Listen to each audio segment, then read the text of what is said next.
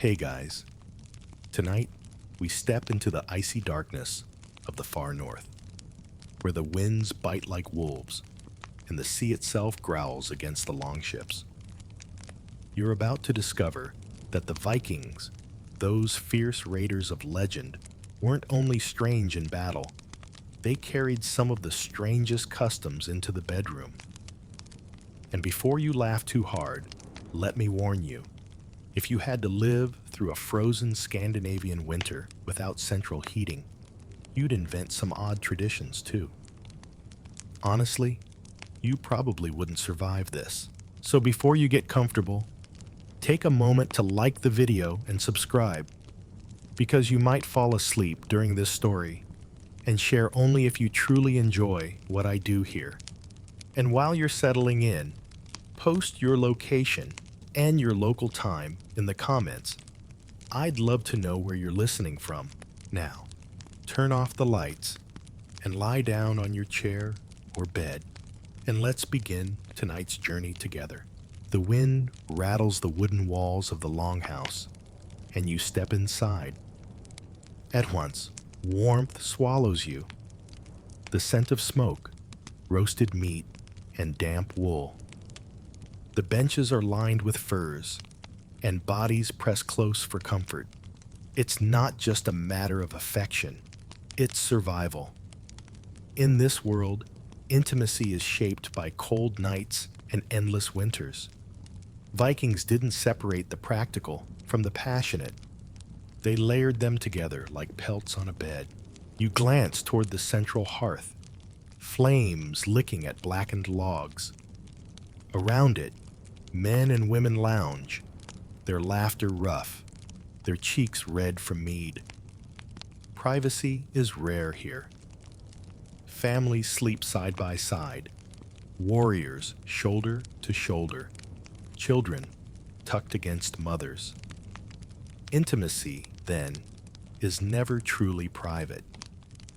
When the nights stretch for months, people learn to be bold, to share warmth as casually as they share bread. And here lies your first shock.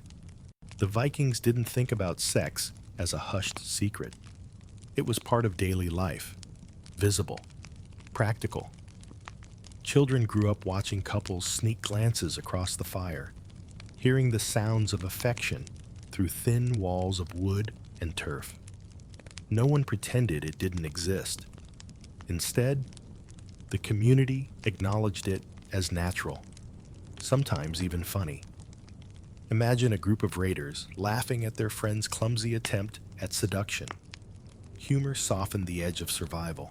Mainstream historians agree that Viking society was more open about sexuality than most medieval cultures. Yet, scholars still argue how much of this openness was exaggerated by saga writers centuries later. Were the longhouses truly that casual? Or did poets add a layer of spice to make tales more entertaining? The truth, like the smoke swirling through the rafters, is hazy but undeniable. Vikings lived closer, louder, and stranger than we imagine. Here's a quirky tidbit that makes you smirk. Archaeologists have uncovered wooden carvings from Viking settlements that depict men and women in, let's just say, compromising positions. Some scholars think they were charms for fertility. Others believe they were jokes like graffiti scratched into the wood to make friends chuckle. One carving from Sweden shows a bearded figure grinning while holding himself proudly. It's crass, yes, but also oddly cheerful. Like a Viking meme carved in timber, you edge closer to the benches where couples huddle. A man whispers to a woman, not behind closed doors, but in full view of neighbors. He brags about his bravery in battle. She teases him about his clumsy boots. Their flirtation is as public as their feast. That might feel strange to you. Imagine trying to flirt with everyone in your modern apartment building watching. But to Vikings, it was life. privacy was a luxury. Humor and boldness replaced it. Another historian's debate comes alive here. Some argue that Viking women held unusual freedom, choosing lovers and divorcing husbands with relative ease compared to other medieval societies. Others insist this freedom was limited, more myth than reality. But as you watch the woman toss back her head and laugh, refusing her suitor's advances with playful sarcasm, you see why sagas celebrated their wit. Viking women weren't silent. Their voices shaped the rhythm of the longhouse. And let's not forget the weather. When storms howled outside and ice sealed the fjords, families were trapped together for months. To survive, they had to accept intimacy as part of communal life. Jokes, songs, and yes, sexual customs became tools for easing tension. You think about it now. Stuck in one smoky hall all winter, you'd probably invent some strange traditions too. Anything to pass the time and keep spirits high. As the mead horns pass around, you hear verses of old poetry. The skald, or poet, recites lines about desire, mixing humor with myth. He compares lovers to wolves circling each other, to ships docking in a storm. Some verses are tender, others bawdy. The audience laughs, claps, even shouts advice to the poet. Desire here is not hidden. It is sung aloud, woven into the very fabric of storytelling. You smirk as you recall a callback. Remember when we joked about crocodile dung sunscreen from Egypt? Well, Vikings had their own brand of absurdity. Instead of exotic contraceptives, they relied on charms, chants, and a healthy dose of hope for the best. One saga hints that a man carried a carved amulet shaped like a horse, claiming it guaranteed virility. Whether it worked or not, who knows? But you imagine the laughter it caused when he pulled it out at a feast. The night stretches on, and you sink into the warmth of the longhouse. You realize that Viking sexuality was less about hidden chambers and more about shared survival. It was strange, yes, sometimes shocking, often funny, but always rooted in the rhythms of their world. They lived loudly, laughed boldly, and turned even desire into part of their communal story. As the fire crackles lower, you feel your eyelids heavy. The sounds of laughter blur. The warmth of furs wraps around you, and the longhouse drifts into a blur of shadows and whispers. You've stepped into the frozen nights of Viking desire, and you know now, the strangeness was never an exception. It was the rule. The fire inside the longhouse burns lower, and you hear someone whisper about unions, about marriages that are not quite marriages. In Viking lands, you learn quickly, love and law could be tested like a blade on a whetstone. They had something called the trial marriage, sometimes lasting a year, sometimes longer, where a couple lived together as if bound, but without the permanence. Think of it as the Viking version of a free trial. Only this one came with less paperwork and much more gossip. You watch as a young couple sits near the hearth. The girl's cheeks flush red as the boy passes her a carved wooden cup of mead. Their families watch with interest, not scandalized, but curious. Everyone knows they're entering a year-long arrangement, testing whether their lives can intertwine without tearing apart.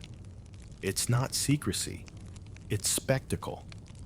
The whole village knows. And that makes you chuckle, because in a world without Netflix or Instagram, someone else's romance was the main entertainment. Mainstream historians agree that trial marriages existed in Viking culture, especially in Iceland, where sagas describe them.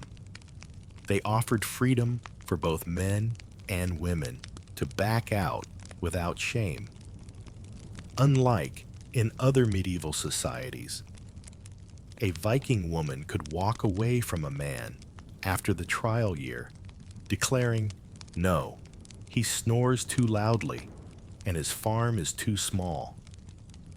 And no one could really argue. Divorce, in fact, was relatively easy by their standards, sometimes as simple as declaring your separation before witnesses. Compare that to medieval Europe, where even mentioning divorce could summon priests and scandal. But historians still argue over the details. Were these trial marriages widespread customs, or were they limited to certain regions and families? Some suggest sagas exaggerated them, making them sound more common than they really were. Others believe they reflected a flexible system of unions that simply horrified later Christian chroniclers. The debate lingers, like smoke in the rafters, but the sagas are stubborn. Too many references to dismiss outright. Here's a quirky tidbit that makes you grin. Some sagas hint that during trial marriages, families would loan furniture, bedding, or livestock to help the couple settle in, like a temporary subscription service. If the couple broke apart, the furniture went back to the family, along with any unspent dowry. Imagine moving into a house, knowing your mother-in-law expects the bed back in a year if you decide your partner's jokes aren't funny enough. That's peak Viking awkwardness. You lean closer, listening to the couple's whispers. He promises her a good farm, strong oxen, rich harvests. She raises an eyebrow and asks whether he can prove it come spring. It's flirtation mixed with business, a blend of romance and economics. Because marriage here isn't just about two people. It's about families, alliances, wealth. Trial marriages let everyone test the waters before plunging into deeper commitments. You think about the cold again. Imagine being snowed in with someone you don't like, trapped in a turf house for months with no escape. Trial marriages probably prevented disasters of that sort. Better to spend a year testing compatibility than to risk decades of misery.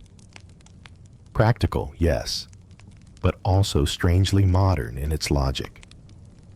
Vikings may have swung axes at enemies, but in love, they were oddly pragmatic.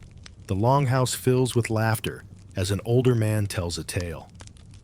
He remembers his own trial marriage, how his bride scolded him for drinking too much mead, how they argued over chores, how they laughed over spilled stew. At the end of the year, they parted amicably, and she married another man, while he joked that he got the practice round. The others roar with laughter, because in Viking humor, even failed unions became stories worth retelling. Historians note that these arrangements gave women surprising agency. Unlike in much of Europe, where women were treated as chattel, Viking women could inherit property, manage farms, and yes, reject husbands. Trial marriages gave them the chance to test men as much as men tested them. And that fact unsettles later chroniclers, who often painted Viking women as too free, too bold. You see it now, in the way she teases her suitor. Her voice is sharp, her laughter unashamed. Another quirky detail: sagas mention trial marriages ending with very formal speeches. A woman might stand before witnesses and say, "I separate from you because I find you lacking in this or that." It wasn't whispered in corners. It was declared openly, as if to say, "Everyone, hear me. He's not husband material." Brutal honesty, Viking style. You can imagine the poor man shifting awkwardly while the whole community snickers. And yet, trial marriages weren't frivolous. They carried real weight. If children were born, they became legitimate, part of the father's household. Property might shift hands. Families kept careful watch, because unions meant alliances, and alliances meant power. Even in the strangeness of a one-year trial, politics never slept.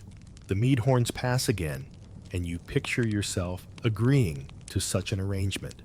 1 year of shared chores, of long winters together, of whispered jokes by the fire. If it worked, you had a partner for life. If not, you parted with dignity. It's a strange system, yes, but one rooted in Viking pragmatism. The recognition that survival required not just strength, but harmony. As the fire fades, you realize how different this is from the rigid, permanent marriages of later medieval Europe. The Vikings treated unions like voyages. Test the waters first, then decide whether to sail together for good. And in a land of storms and endless nights, that might have been the wisest custom of all. The night grows darker, though the firelight still dances on the walls, and you begin to hear hushed laughter about another Viking habit that would probably leave you shifting uncomfortably in your seat: wife-sharing customs. Yes, in certain places and times, a man could demonstrate generosity and hospitality not just with mead or bread, but by offering his guests the company of his wife or concubine. You blink at that thought. It's the Viking version of make yourself at home. Except it came with an entirely different set of implications.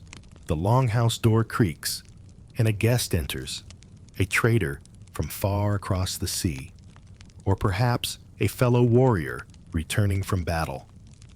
The host greets him warmly, slaps his shoulders, and calls for food and drink. But then, as the feast drags on, he leans closer, lowers his voice, and makes the sort of offer that modern ears can barely process. To the Vikings, it wasn't always framed as scandal. It could be an act of generosity, a statement of trust, and, let's be honest, a way to show off. Mainstream historians acknowledge that such customs are hinted at in sagas and law codes. They were not everyday events in every village, but they appear often enough in stories to suggest the practice had a foothold. Yet, scholars still argue, was wife sharing a widespread custom, or an occasional exaggeration by saga writers looking for shock value? Like much of Viking life, the line between fact and story blurs in the smoke of the longhouse. Here's a quirky tidbit. In some sagas, a man who refused such an offer risked offending his host. Imagine the awkwardness, being too polite to say no, yet too bewildered to say yes. One Icelandic tale describes a guest who nervously accepted, only to be teased for years afterward for his lack of enthusiasm. In Viking humor, even the most intimate arrangements could become punchlines. You study the couple, sitting near the fire now. She doesn't look surprised. In fact, she exchanges glances with her husband, almost as if they've rehearsed this before. And that is part of the strangeness. In some households, this was less about desire and more about alliances. By sharing his wife, a man could demonstrate loyalty, seal bonds, or prove he was secure enough in his household to extend trust. In other words, intimacy became politics in bed furs. The sagas hint at darker sides too. Some men abused the practice, forcing their wives into situations they did not choose. Others used it to humiliate rivals, offering a wife not as generosity, but as insult. A reminder that power dynamics in Viking society could twist even customs of hospitality into weapons. Scholars debate whether these darker tales represent real abuses or literary warnings. But either way, they complicate the picture. Think again of the long winters, the tight quarters, the overlapping lives. Privacy was scarce, and hospitality was sacred.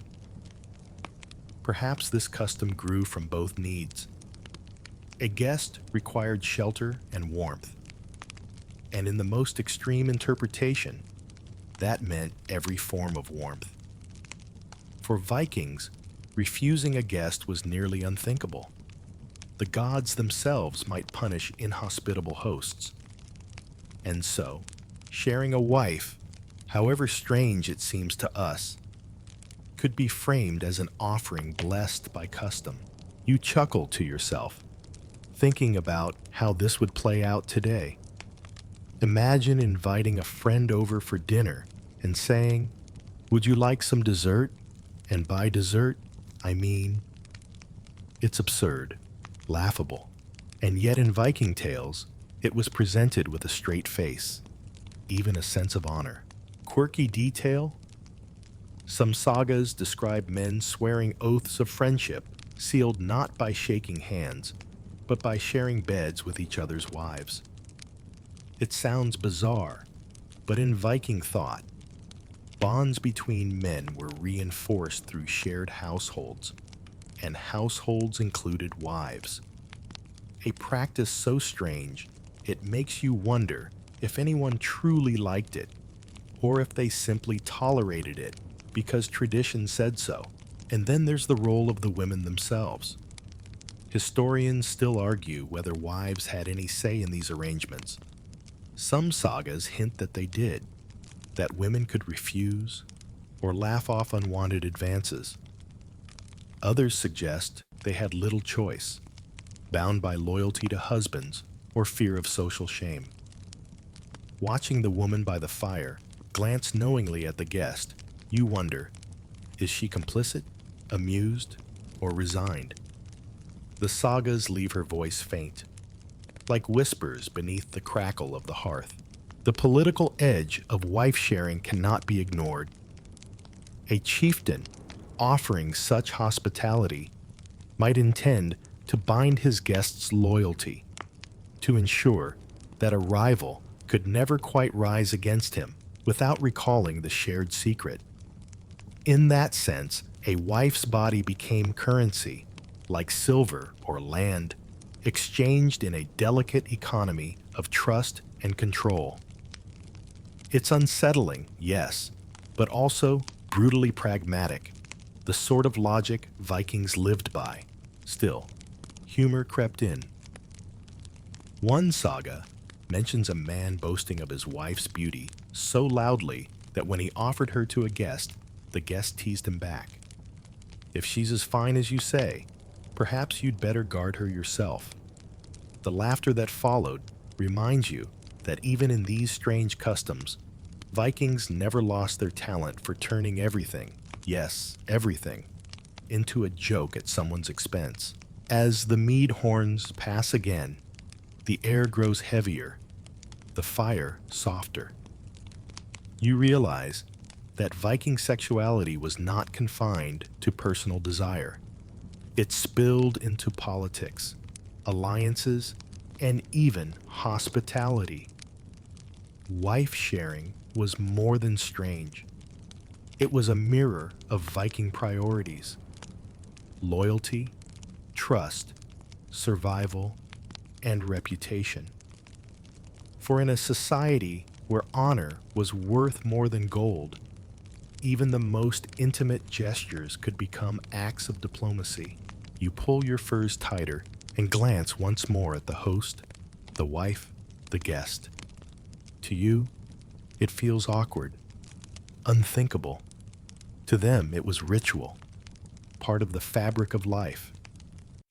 And as the night wears on, you sense the strange blend of humor, politics, and intimacy that made the Vikings so different. In their world, even marriage could be shared. If the fire was warm, the mead was strong, and the gods were watching. The fire dies down to glowing coals. And outside, you hear the distant call of horns. It reminds you that not all Viking customs of intimacy happened in the privacy of longhouses. Some of the strangest unfolded under open skies, in sacred groves or on windswept hillsides, during festivals when the gods were believed to walk among mortals. You follow the sound of laughter and drums to discover one of these occasions. Fertility rituals at midsummer. The night is short. It barely exists this far north in summer. The sun dips for a moment, then lingers at the edge of the horizon like a drunk who refuses to leave the party. Villagers gather in circles around roaring bonfires, their faces painted, their voices raised in song. Midsummer is not just about warmth and light. It's about fertility, for crops, for animals, and yes, for people. Without healthy births, there is no survival. Without fertility, there is no future.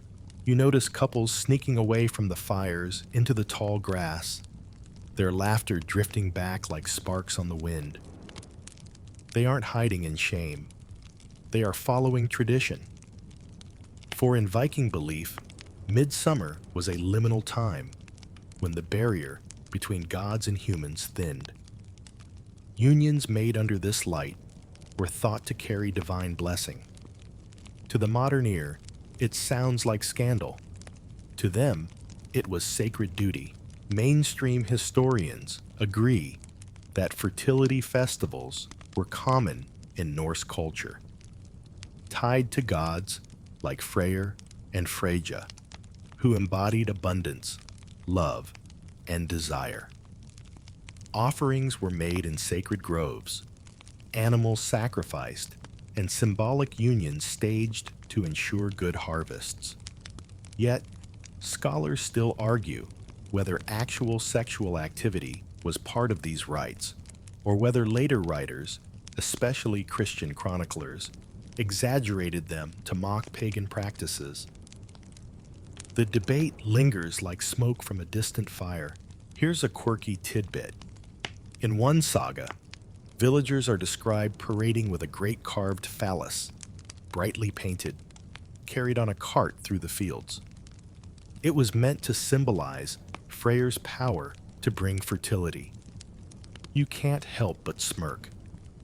Imagine a solemn parade turning into what looks like a giant ancient joke. But for them, it was deadly serious. Crops and survival depended on such rituals. The air at midsummer is thick with scents: smoke, mead, crushed grass, and sweat. Music thunders from drums, rattles shake, and voices chant the names of gods. Young people dance in circles, jumping over flames for luck. When they fall laughing into each other's arms, no one scolds. The elders watch with nods, muttering that Freya herself is smiling tonight. You step closer to a sacred grove at the edge of the festival. Women leave offerings, rings, beads, carved idols at the roots of ancient oaks. Men sprinkle ale into the earth. Then couples slip among the trees, believing that their intimacy under these branches will strengthen the soil, bless the harvest, and perhaps even ensure healthy children. To them, the act is not just personal, it's cosmic. Each union links them to the endless cycle of death, life, and rebirth. Historians still argue about how literal these rituals were. Some claim they were symbolic only, with dances and songs standing in for actual unions. Others insist the sagas hint too strongly at real physical acts to dismiss them. Perhaps both are true. In some villages, symbolism ruled, while in others, the lines blurred in the haze of mead and firelight. Quirky stories survive from later folklore. In parts of Scandinavia, centuries after Christianity took root, midsummer games still included rituals of pairing. Young men and women sent into the woods at dusk, returning at dawn with flowers in their hair and sheepish grins. Did they preserve a pagan echo? Most likely. Traditions have long shadows, especially when they mix desire with survival. You sit at the edge of the fire, watching the dancers leap. A young man trips and stumbles into the arms of a laughing girl, and the crowd erupts in cheers. Someone jokes that the gods arranged the fall. Everyone laughs, but you sense the truth beneath it. Fate and desire were always intertwined in Viking thought. To resist was foolish. To embrace was divine. And think again of the setting. The north is harsh, the winter's deadly. Midsummer is brief, a precious season of warmth and plenty. No wonder Vikings poured such energy into celebrating it. Their rituals may look strange, even shocking, but they carried the weight of survival. Without fertile fields, without children to grow into warriors and farmers, the community could not endure. Sex, in this context, was not just pleasure, it was insurance. You remember that crocodile dung sunscreen joke from Egypt? Well, Vikings had their own odd fertility tricks. Folklore whispers about charms made from horse phalluses, buried in fields to ensure growth. Others mention drinking certain animal broths as aphrodisiacs. Did they work? Probably not. But in a world where the line between magic and reality was thin, belief was often enough. The drums pound louder now, and you feel your chest vibrate with the rhythm. Bonfire sparks fly upward, mingling with stars. Couples disappear into shadows. Children chase each other with garlands. And elders raise their cups, praising the gods. It's chaotic, noisy, messy, and yet profoundly human. As dawn approaches, the fires still glow, the songs still echo. And you realize, these fertility rituals weren't strange to the Vikings. They were necessary, natural, blessed. The strangeness belongs to you, the outsider. For them, dancing naked under the stars, whispering to gods in the grass, was as practical as planting barley or repairing ships. And so, as you turn away from the fires, you understand that Viking intimacy was not confined to walls or beds. It spilled into festivals, fields, and forests, woven into the very rhythm of the seasons. In their world, to celebrate midsummer was to celebrate life itself, with laughter, with song, and sometimes with the strangest customs of all. The bonfires of midsummer fade from your memory, replaced by the image of another kind of ritual. One that carried both awe and unease.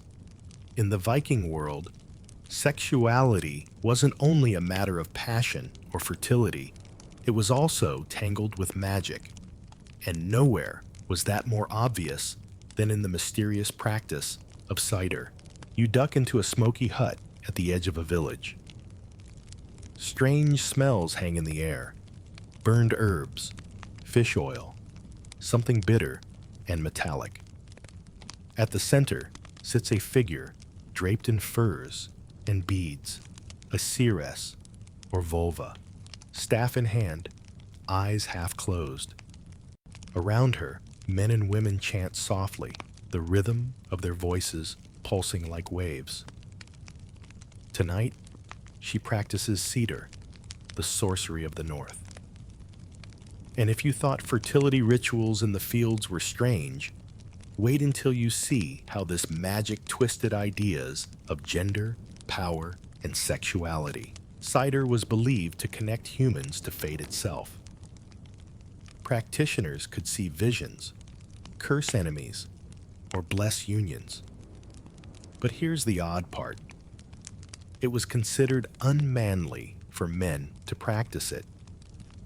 Why? Because Seder often involved crossing boundaries of behavior, of clothing, sometimes even of sexual roles. To accuse a man of practicing Seder was to hint that he was not fully masculine, that he had stepped into territory reserved for women. And in Viking culture, that was an insult as sharp as any sword. Mainstream historians confirm this tension. The sagas openly call male cider workers ergi, a word meaning unmanly, cowardly, or sexually deviant. Yet, at the same time, some of the most powerful figures in mythology, like the god Odin himself, were said to practice Seidur. Here lies a paradox. The chief of the gods could wield this sorcery, but mortal men risked ridicule if they tried. Scholars still argue whether this contradiction reveals deep anxieties in Viking gender roles, or whether it simply reflects mythic storytelling that excused gods from ordinary rules. Here's a quirky tidbit that makes you chuckle. Some sagas describe cedar rituals in which practitioners sat on a special high seat, draped in cloaks, while assistants chanted around them. The imagery is odd. A man on such a seat might be mocked as taking a woman's place, not just socially, but symbolically. Later writers even claimed these rituals involved suggestive gestures or role reversals that blurred lines of dominance and submission. Whether literal or exaggerated, the mockery stuck. Enough that calling someone a cider man could ruin his honor. You watch as the vulva sways, her staff tapping the ground. Her chants turn to murmurs, then to laughter, then to silence. The people around her hold their breath, waiting for her vision. She speaks of unions blessed, of children yet to be born, of fields that will thrive. In this moment, her power feels absolute. Men bow their heads, women sigh with relief. She has made sexuality and survival part of the same magic. But imagine the unease this caused. Vikings prided themselves on strength, on courage, on dominance. To suggest that magic, and by extension sexuality, could bend those roles was unsettling. Some men embraced it, others feared it, still others mocked it. The debate still burns among historians. Was cider truly about crossing sexual boundaries? Or did later Christian chroniclers twist the tales to shame pagan practices? You smirk as you recall that callback about crocodile dung in Egypt. Every culture, it seems, had rituals outsiders found absurd. For the Vikings, Seder may have involved strange postures, chants, even symbolic sexual acts meant to channel power. Whether those details were real or invented, they fueled centuries of gossip. And think about the god Odin again. He was the All-Father, the warrior, the king of Asgard. Yet sagas accuse him of practicing cider, which was labeled unmanly. Some mocked him for it, calling him shameful. but others saw it as proof of his greatness. He was willing to embrace what mortals feared in order to wield power. You realize the irony. Odin's masculinity was so secure that he could break its own rules. Mortals, by contrast, risk their reputations with even a hint of such behavior. Quirky sagas also describe Loki, the trickster god, mocking other gods for their involvement in Cedar. In one tale, he sneers at Odin for unmanly magic. Yet, Loki himself transformed into a mare, seduced a stallion, and gave birth to a horse. Talk about strange sexual customs.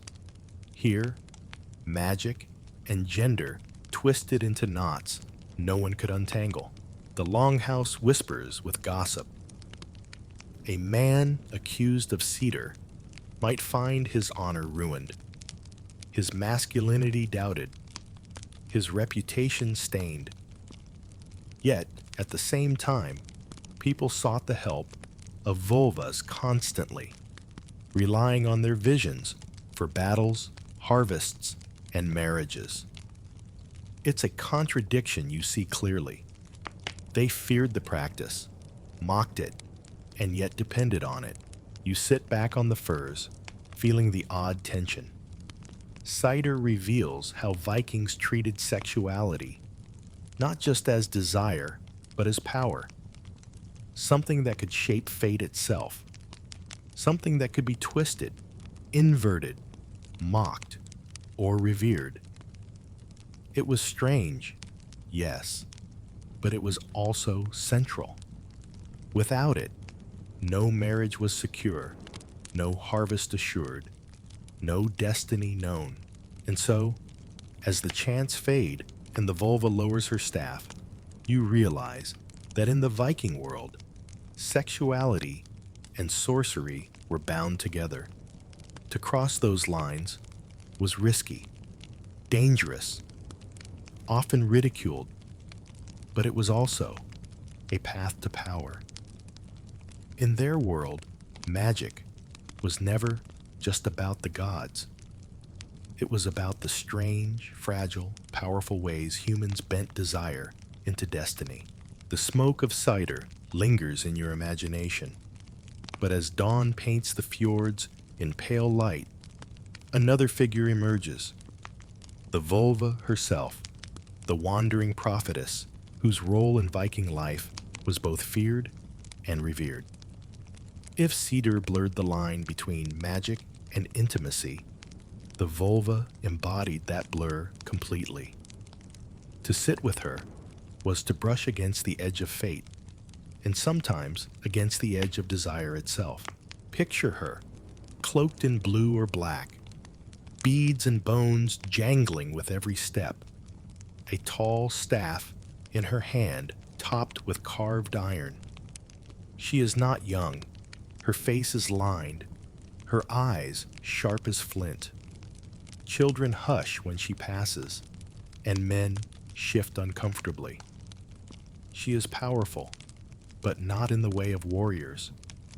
Her power comes from words, from visions, from strange rites whispered in groves and longhouses. And when she speaks about unions, about who should wed whom, about which bed will produce children, you realize she is shaping not only the future, but also the most intimate parts of Viking life. Mainstream historians agree the vulva played a central role in ritual, prophecy, and guidance. She was invited into households to bless marriages, predict fertility, or curse rivals.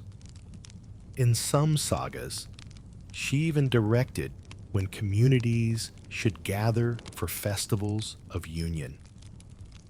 Yet, scholars still argue, did her power extend into arranging actual sexual customs?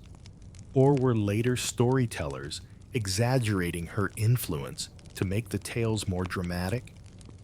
The debate remains, but the sagas certainly hint at her presence in the bedroom as much as in the battlefield. Here's a quirky tidbit that makes you chuckle. Some accounts describe vulvas being paid not only with silver or livestock, but with intimacy itself. Nights of companionship offered as part of her reward. Whether this was symbolic, metaphorical, or literal, historians can't fully agree. But the image of a prophetess being thanked in such a way lingers, strange and unsettling. You watch her enter a longhouse now.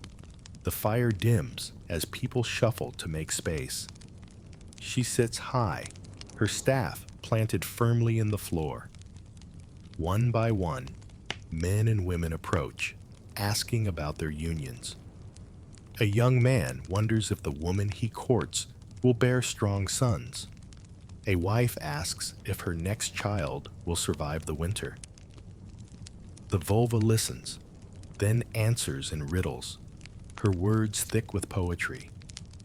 Sometimes she blesses, sometimes she warns, sometimes she laughs softly, leaving everyone more confused than before. And yet they cling to her, every word. In this smoky hall, you realize intimacy is never private. The vulva's prophecy can turn a marriage into legend or ruin it before it begins. One word from her, and a match is broken, another one sealed.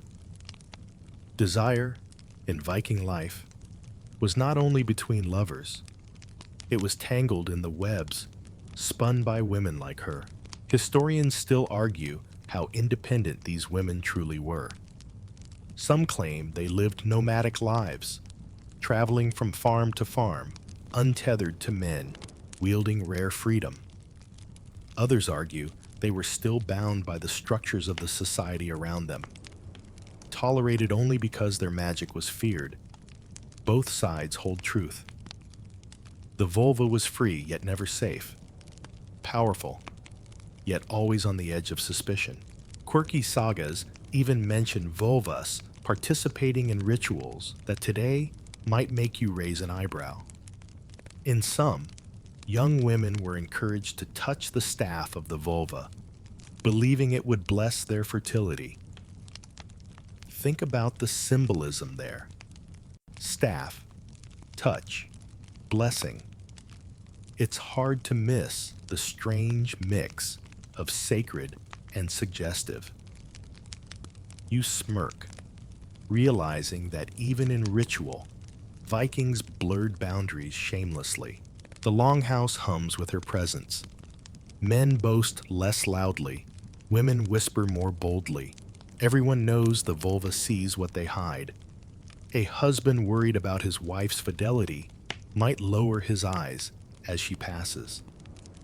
A wife nervous about her husband's wandering gaze might ask her quietly for charms. Desire and suspicion intertwine, and the vulva stands at the center, weaving them together into prophecy. You remember the callback of crocodile dung sunscreen and laugh under your breath. Every culture had odd ways of mixing sex and ritual.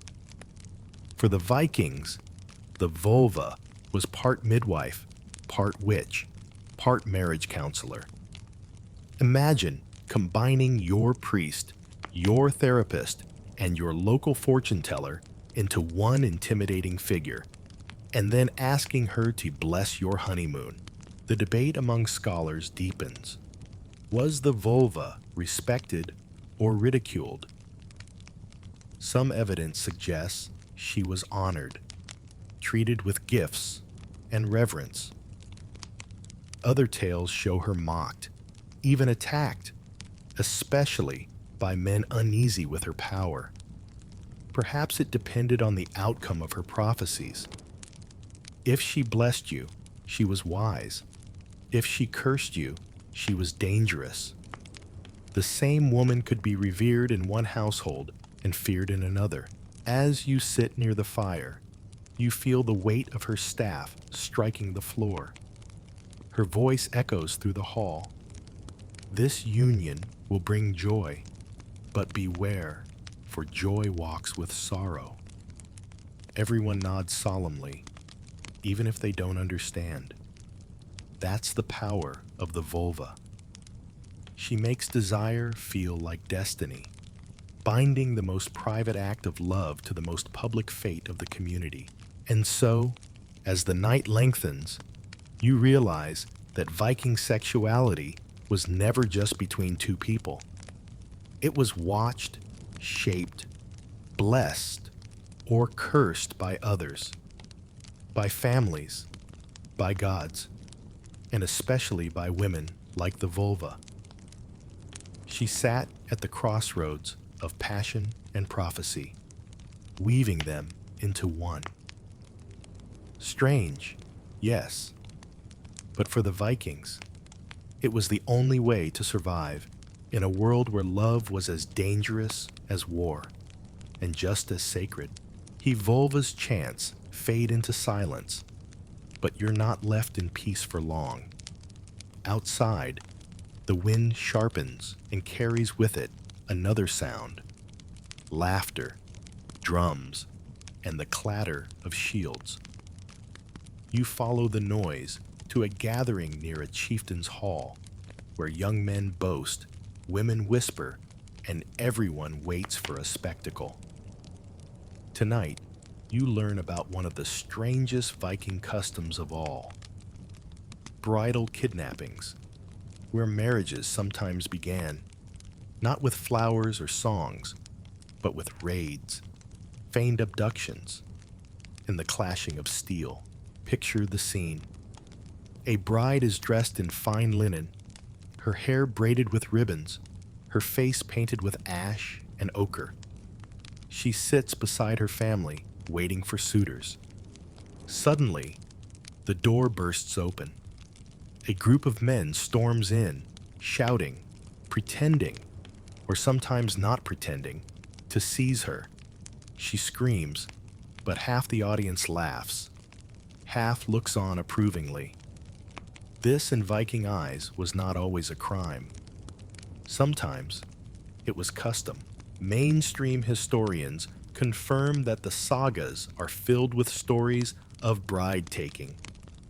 Some were symbolic, staged as part of wedding rituals.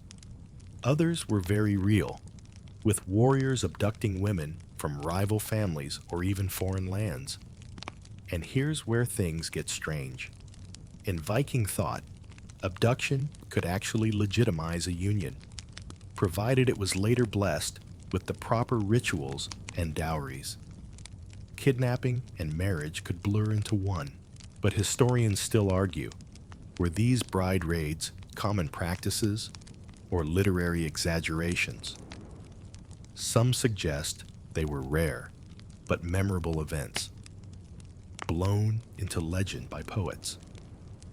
Others claim they were a pragmatic part of Viking society, especially in a culture where alliances were forged through both battle and marriage. Either way, the line between love story and raid was as thin as a Viking sword. Here's a quirky tidbit. One saga describes a man kidnapping a bride but pausing mid-raid to argue with her about dowry terms. Imagine a kidnapping interrupted by negotiation, half violence, half business meeting. She, apparently unimpressed, demanded more silver before agreeing to leave. You can almost hear the raiders groaning. Can we just get on with it? It's absurd, and yet deeply Viking, where even abduction had to be practical. You watch as a mock raid unfolds before you.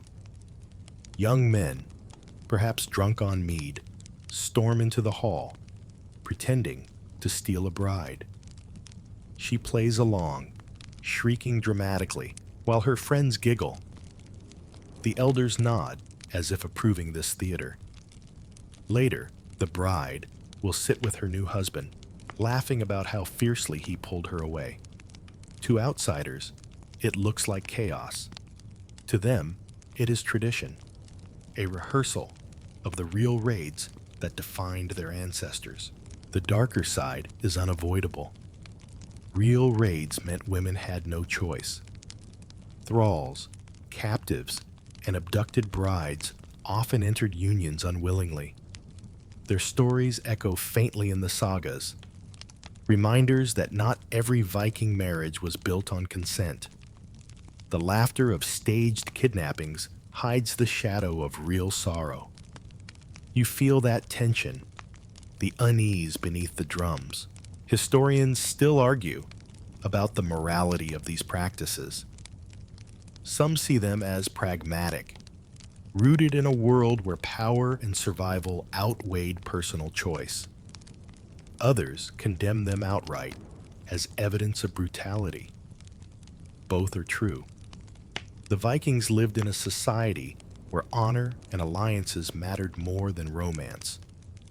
Yet, even in this harshness, sagas still tell of brides who resisted, who demanded dowries, who turned abductions into negotiations. Quirky folklore survives in later customs.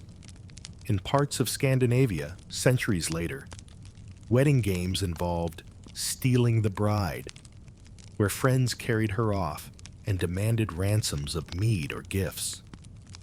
Echoes of the old raids softened into play. What was once violent became humorous, a tradition remembered but defanged. You sit near the fire as the mock raid ends. The abducted bride smiles at her suitor, who boasts about his strength. The crowd claps, and you realize the purpose. This ritual reinforced ideals of bravery, cunning, and honor. To seize a bride, even symbolically, was to prove oneself a man of action. To resist, even in jest, was to prove oneself a woman of wit. Together, they wove drama into destiny. Remember the callback to our crocodile dung sunscreen joke? Well, the Vikings had their own absurdities too. Some sagas describe men disguising themselves as women to sneak into households and abduct brides, cross-dressing not for comedy alone, but for raids. The image makes you laugh. A bearded Viking in a dress, tripping over his skirt as he tries to look inconspicuous. Strange, yes, but the sagas swear by it. As the night winds down, you see the wisdom behind the strangeness. Bride kidnappings, whether staged or real, reflected the Viking belief that unions were forged through strength as much as love. In a society where battles shaped lives, even marriage carried the echo of conquest. And so, as the hall grows quiet again, you realize that for the Vikings, intimacy was rarely soft or simple. It was loud, dramatic, filled with spectacle and strangeness. To love was to raid, to resist was to laugh, and to marry was to negotiate between passion and power. Strange customs, yes, but in their eyes, perfectly natural. The memory of staged kidnappings lingers, but as the firelight flickers, you begin to notice another truth. In the Viking world, the bed was never just about desire. It was also a weapon, a bargaining table, and a battlefield. Tonight, you step into the halls of chieftains and kings to see how beds became political weapons, where alliances were sealed not by swords alone, but by who slept beside whom. Picture the smoky feast hall of a powerful jarl. Shields line the walls, warriors pound their cups, and in the high seat sits a man with eyes sharp as ice. His daughter, dressed in fine linen, braided hair glistening with beads, sits nearby. She is not just his child. She is a bargaining chip, a living treaty.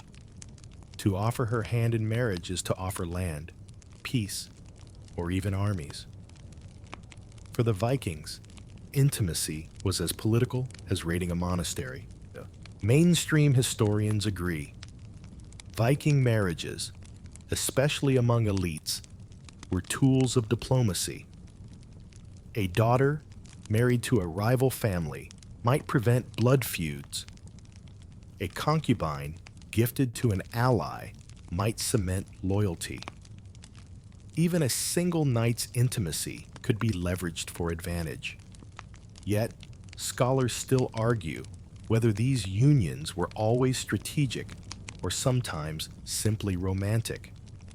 The sagas mix both freely, blurring politics with passion until the line disappears. Here's a quirky tidbit that makes you grin.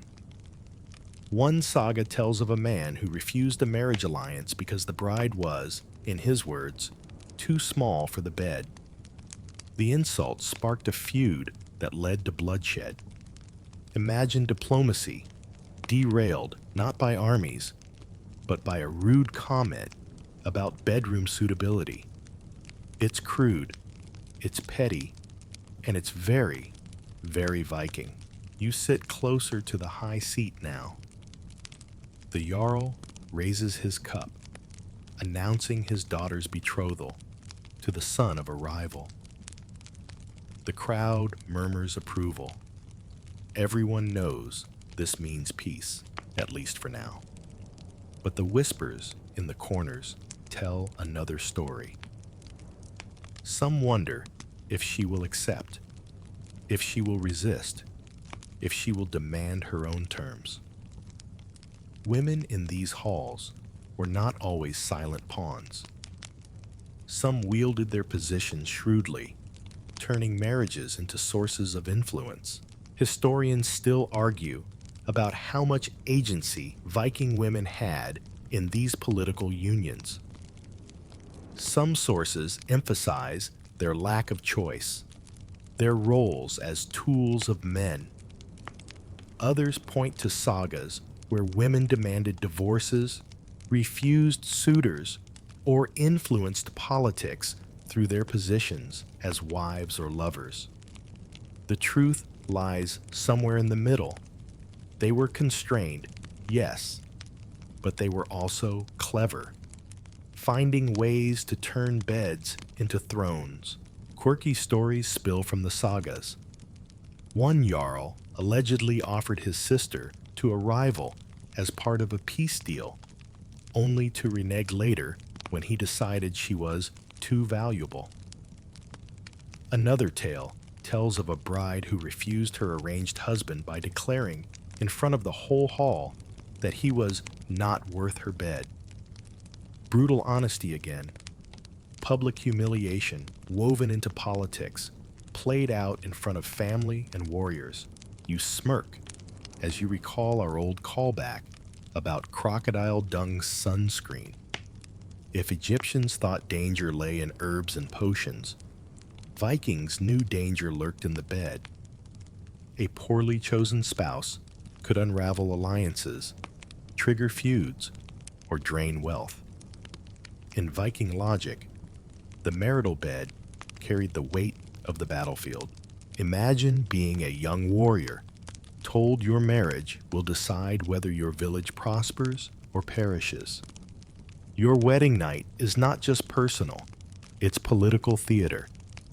The sheets become parchment, the vows a treaty, the children a guarantee. You suddenly realize why sagas tell of brides and grooms weeping as much as celebrating. Their bodies carried the fate of families, sometimes against their will. And then there's concubinage. Powerful men often kept concubines, not only for desire, but for politics. A concubine taken from a rival's household might prevent rebellion. A concubine gifted to a foreign trader might secure trade routes. Their presence was not merely private, it was strategic. Scholars still debate whether these women were honored or exploited, but all agree they mattered, and their influence stretched far beyond the bedroom. Quirky sagas even tell of men who mocked rivals, by seducing their wives or concubines, boasting publicly of their conquests. These boasts were not mere gossip. They could spark lawsuits, feuds, even wars. Intimacy, in Viking hands, was never neutral. It was a weapon, sharpened and wielded as ruthlessly as any axe. You lean back on the bench, mead warm in your hand, listening to the whispers around you. Some speak of alliances sealed tonight, others of betrayals already brewing. Everyone knows that tomorrow's peace may rest on tonight's marriage bed. And that is the strangeness of Viking custom. Love was never just love. It was politics, survival, and sometimes even revenge. As the hall quiets, you realize that in Viking society, every union, every kiss, every vow carried weight beyond the lovers themselves. The bed was a battlefield, the blanket a treaty, the children future soldiers. Strange, unsettling, but profoundly practical. For in the North, even passion was political, and no weapon was sharper than desire. The longhouse is silent now, its torches guttering, but you cannot rest. You've seen marriages turned into treaties, raids disguised as weddings, and sorcery tangled with desire. Yet another custom lies in the shadows, stranger still, because it reveals the darker side of Viking intimacy, the role of concubines and thralls, women and men drawn into households not by choice, but by power. Step outside, and the icy wind slaps your face. Beyond the hall, a cluster of smaller huts squats low against the ground. These are not homes of free folk. Inside live the thralls, the slaves of Viking society, captured in raids or born into bondage. For them, sexuality was not ritual, not romance, not politics. It was obligation. And that is perhaps the strangest and most unsettling custom of all, that in a culture so proud of honor, the bodies of thralls could be used without honor at all. Mainstream historians agree. Slavery was central to Viking life. Raids on Ireland, England, and the Baltic filled ships with captives. These captives were sold in markets or absorbed into households. Many became concubines, forced into unions with their owners. Their children, if acknowledged, could strengthen a household's workforce or even be freed. Yet, their lives were precarious, their choices few. Historians still argue about how much agency concubines truly had. Some sagas suggest concubines could gain influence, especially if they bore sons. Others show them as pawns, disposable and easily replaced. The truth lies between. Some women leveraged their position. Others suffered silently, their voices lost in history. Here's a quirky tidbit. One saga mentions a chieftain boasting of his many thrall concubines, but being mocked because he treated them too well, feeding them fine food, giving them jewelry. His rivals accused him of spoiling slaves. You laugh at the absurdity. Even kindness could be twisted into weakness in Viking logic. You walk into a thrall's hut. The air is heavy with smoke and damp wool. A young woman sits on a bench, her eyes downcast. She knows she may be called to the master's bed tonight. There will be no choice, no romance, no bargaining. For her, intimacy is survival. If she resists, she risks punishment. If she complies, she may secure slightly better treatment, perhaps even freedom for her children. It's a grim calculation, one that strips desire of any illusion. Quirky echoes survive in later folklore. In Icelandic law codes, concubines were sometimes given semi-formal status, recognized as part of a household, though never equal to wives. Their children could inherit property in some cases, though always with limitations. It's a strange paradox, a relationship both acknowledged and denied, both inside and outside the family. You remember our callback about crocodile dung sunscreen? It seems absurd compared to this. Here, there is no charm, no laughable remedy. Here, intimacy is raw power, wielded by those who own and suffered by those who are owned. The strangeness lies not in ritual, but in the casual cruelty of normalcy. The sagas hint at rebellion too. Some concubines resisted, mocked their masters, or secretly chose their own lovers. One tale speaks of a thrall woman who cursed her owner during childbirth, declaring her child would bring his downfall. Whether fact or fiction, such stories remind you that even within chains, voices could strike. And yet, concubinage also shaped politics. A concubine from Ireland might introduce foreign customs, songs, or even words into a Viking household. Over generations, these influences wove themselves into Norse culture, invisible threads spun from unwilling lives. Historians still debate how much of Viking daily life, its food, clothing, even its lullabies, came from the mouths of thralls. Imagine being a wife in such a household. Some tolerated concubines, seeing them as part of wealth. Others raged, demanding their removal. Sagas tell of jealous wives attacking concubines, of rivalries that spilled into blood. The household bed was not only political, it was crowded, contested, dangerous. You lean against the hut's doorway, listening to muffled sobs inside. The contrast hits you hard. For the free, intimacy was filled with strange rituals, laughter, politics, even magic. For thralls, it was stripped bare, reduced to command and obedience. Both existed side by side in the same society, as normal to Vikings as ships and swords. And here lies the strangeness. The Vikings celebrated freedom above all else, yet they built their world on unfree bodies. They told sagas of bold women and cunning men, yet silenced the voices of concubines.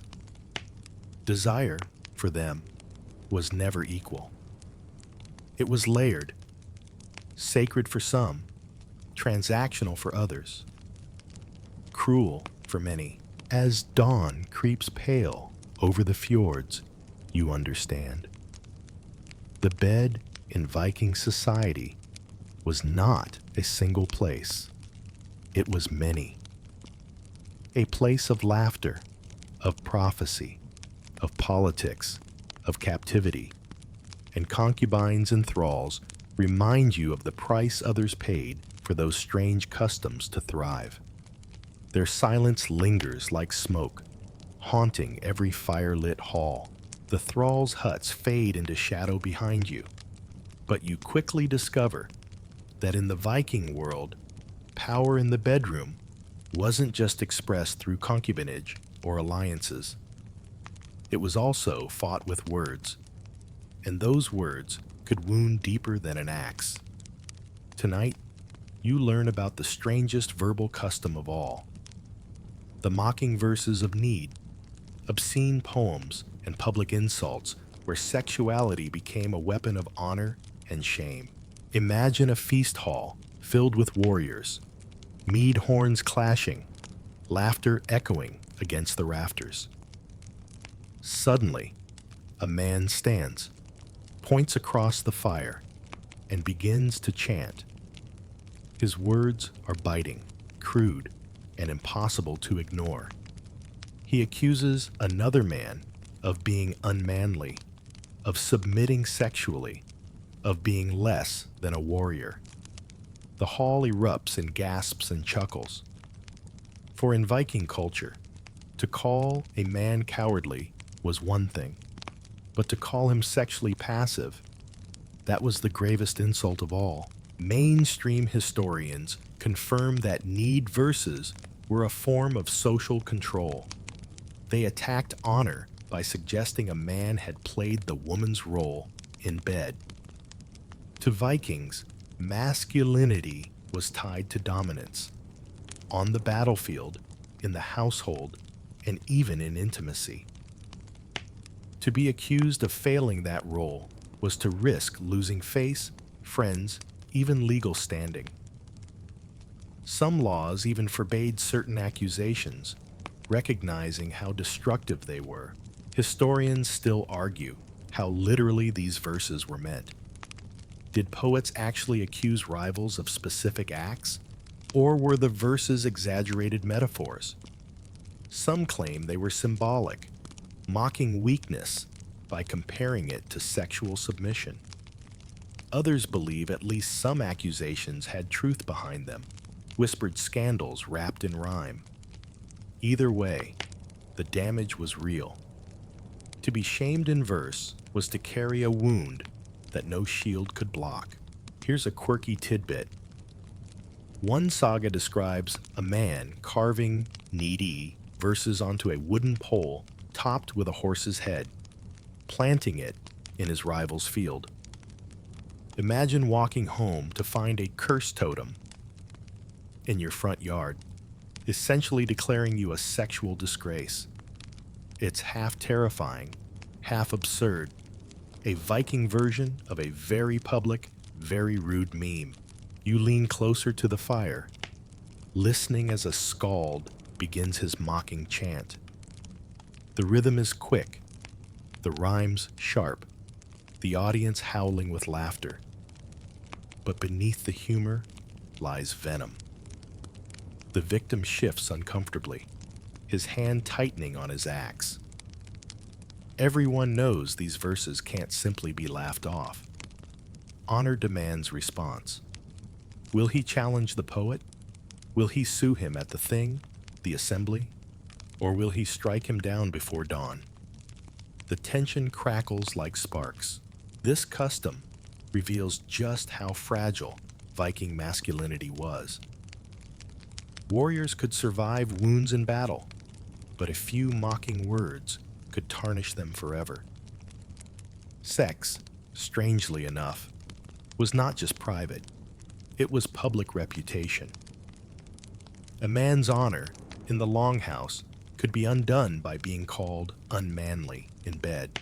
Quirky sagas add layers of absurdity. One tale claims a man lost his political influence because rivals spread verses accusing him of spending too much time weaving with women, a task linked to femininity and hinting at sexual passivity. The audience laughed, his rivals triumphed, and his career ended not with battle, but with gossip. You smirk, remembering our old callback about crocodile dung sunscreen. At least that was just silly. Here, words were deadlier than weapons. You imagine living in a world where a single rhyme could ruin your reputation more than losing a sword fight.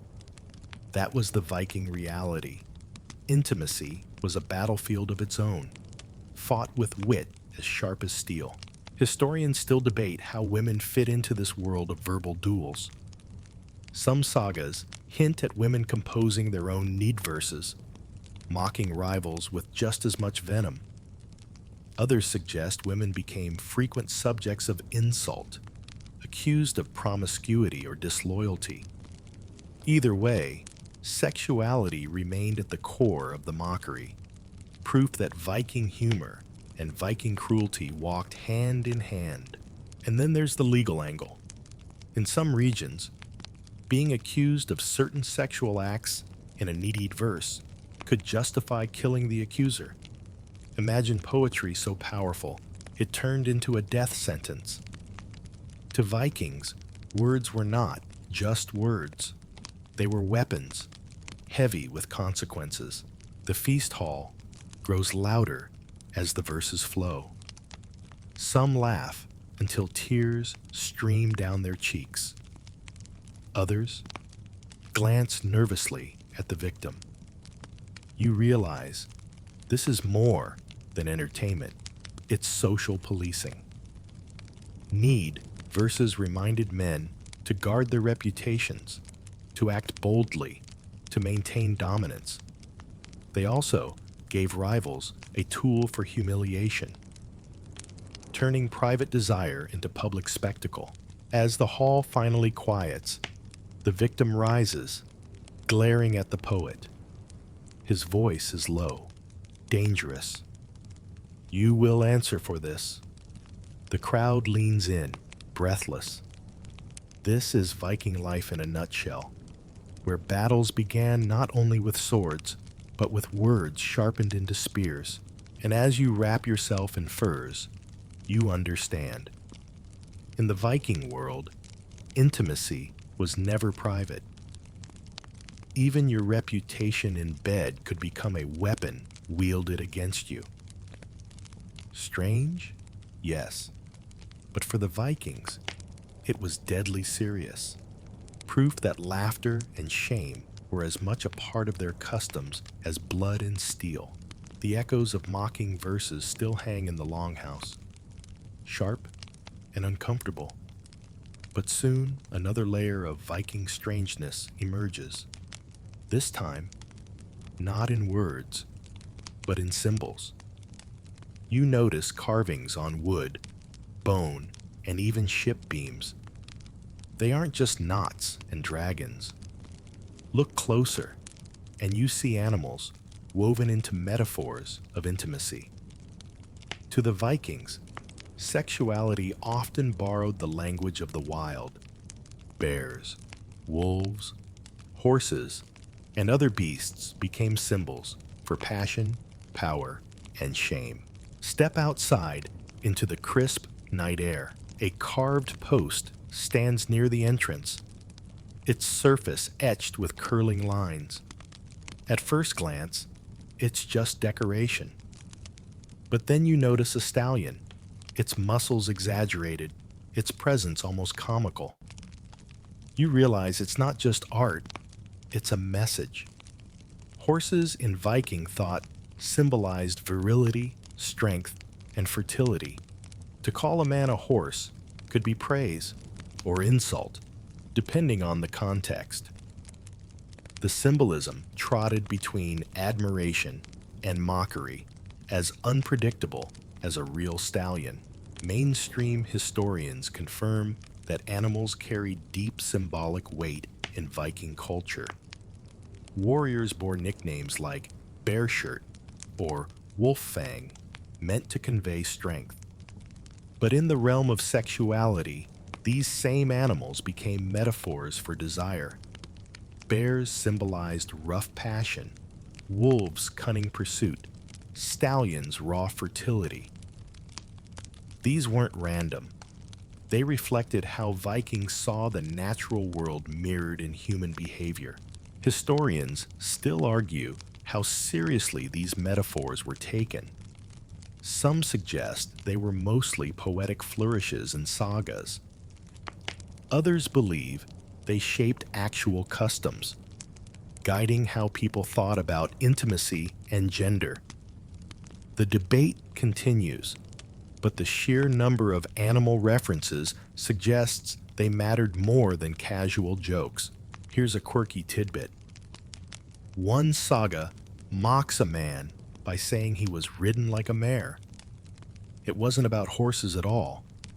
It was a sexual insult, painting him as passive, shaming him in the same way Nidverses did. The metaphor stung because everyone in that hall understood it instantly. The laughter would have been loud, the humiliation brutal. You smirk as you notice another carving, this time of a bear. Its claws are exaggerated, its mouth wide open. In Viking poetry, to call a man a bear could mean he was passionate, unstoppable, but also clumsy. A woman might joke that her husband was like a bear in bed, both compliment and critique, depending on how much damage he caused to the furs. The humor is earthy, blunt, and oddly charming. Then there were wolves. To be called wolf-like meant relentless pursuit, dangerous passion, even trickery. Some verses celebrated wolves as symbols of desire that could not be tamed. Others mocked them as sneaky, lustful, unable to control themselves. Again, the double-edged metaphor cut deep, shaping how men and women joked about or warned each other about behavior in bed. You recall our callback about crocodile dung sunscreen and laugh softly. The Egyptians used dung for contraception. The Vikings used horses and bears for metaphors. Every culture had its odd way of mixing sex and the absurd. For Vikings, animal imagery let them talk about intimacy indirectly, sometimes with admiration, sometimes with ridicule. Quirky sagas go further. Some describe ritual objects shaped like horses, carried in fertility ceremonies. Others mention bear dances, where men dressed in skins and roared to celebrate virility. The line between ritual, entertainment, and bedroom metaphor blurred constantly. Imagine a man stomping around in a bear pelt at a feast, then later being teased that he roared just as much under the furs. Historians still debate the infamous stallion sacrifice mentioned in some sources, where horse parts were supposedly used in fertility rites. Did this reflect literal practice? Or was it Christian writers exaggerating to paint Vikings as barbaric? The answer is uncertain, but the imagery of the stallion remained tied to virility in Norse thought for centuries. The night deepens, and you sit near the fire, listening to men trade animal jokes. One boasts that he is a wolf, relentless, feared. Another laughs and says he's more like a bear, strong but lazy. The women chuckle, adding their own sharp quips, reminding everyone that animals could symbolize clumsiness as much as power. It's body humor, but also cultural shorthand, a way of mapping the chaos of human intimacy onto the wild world outside. And it wasn't just men. Women, too, were compared to animals. A woman could be praised as a swan, graceful, alluring, or mocked as a mare, implying promiscuity. These metaphors shaped reputations as much as the need verses did.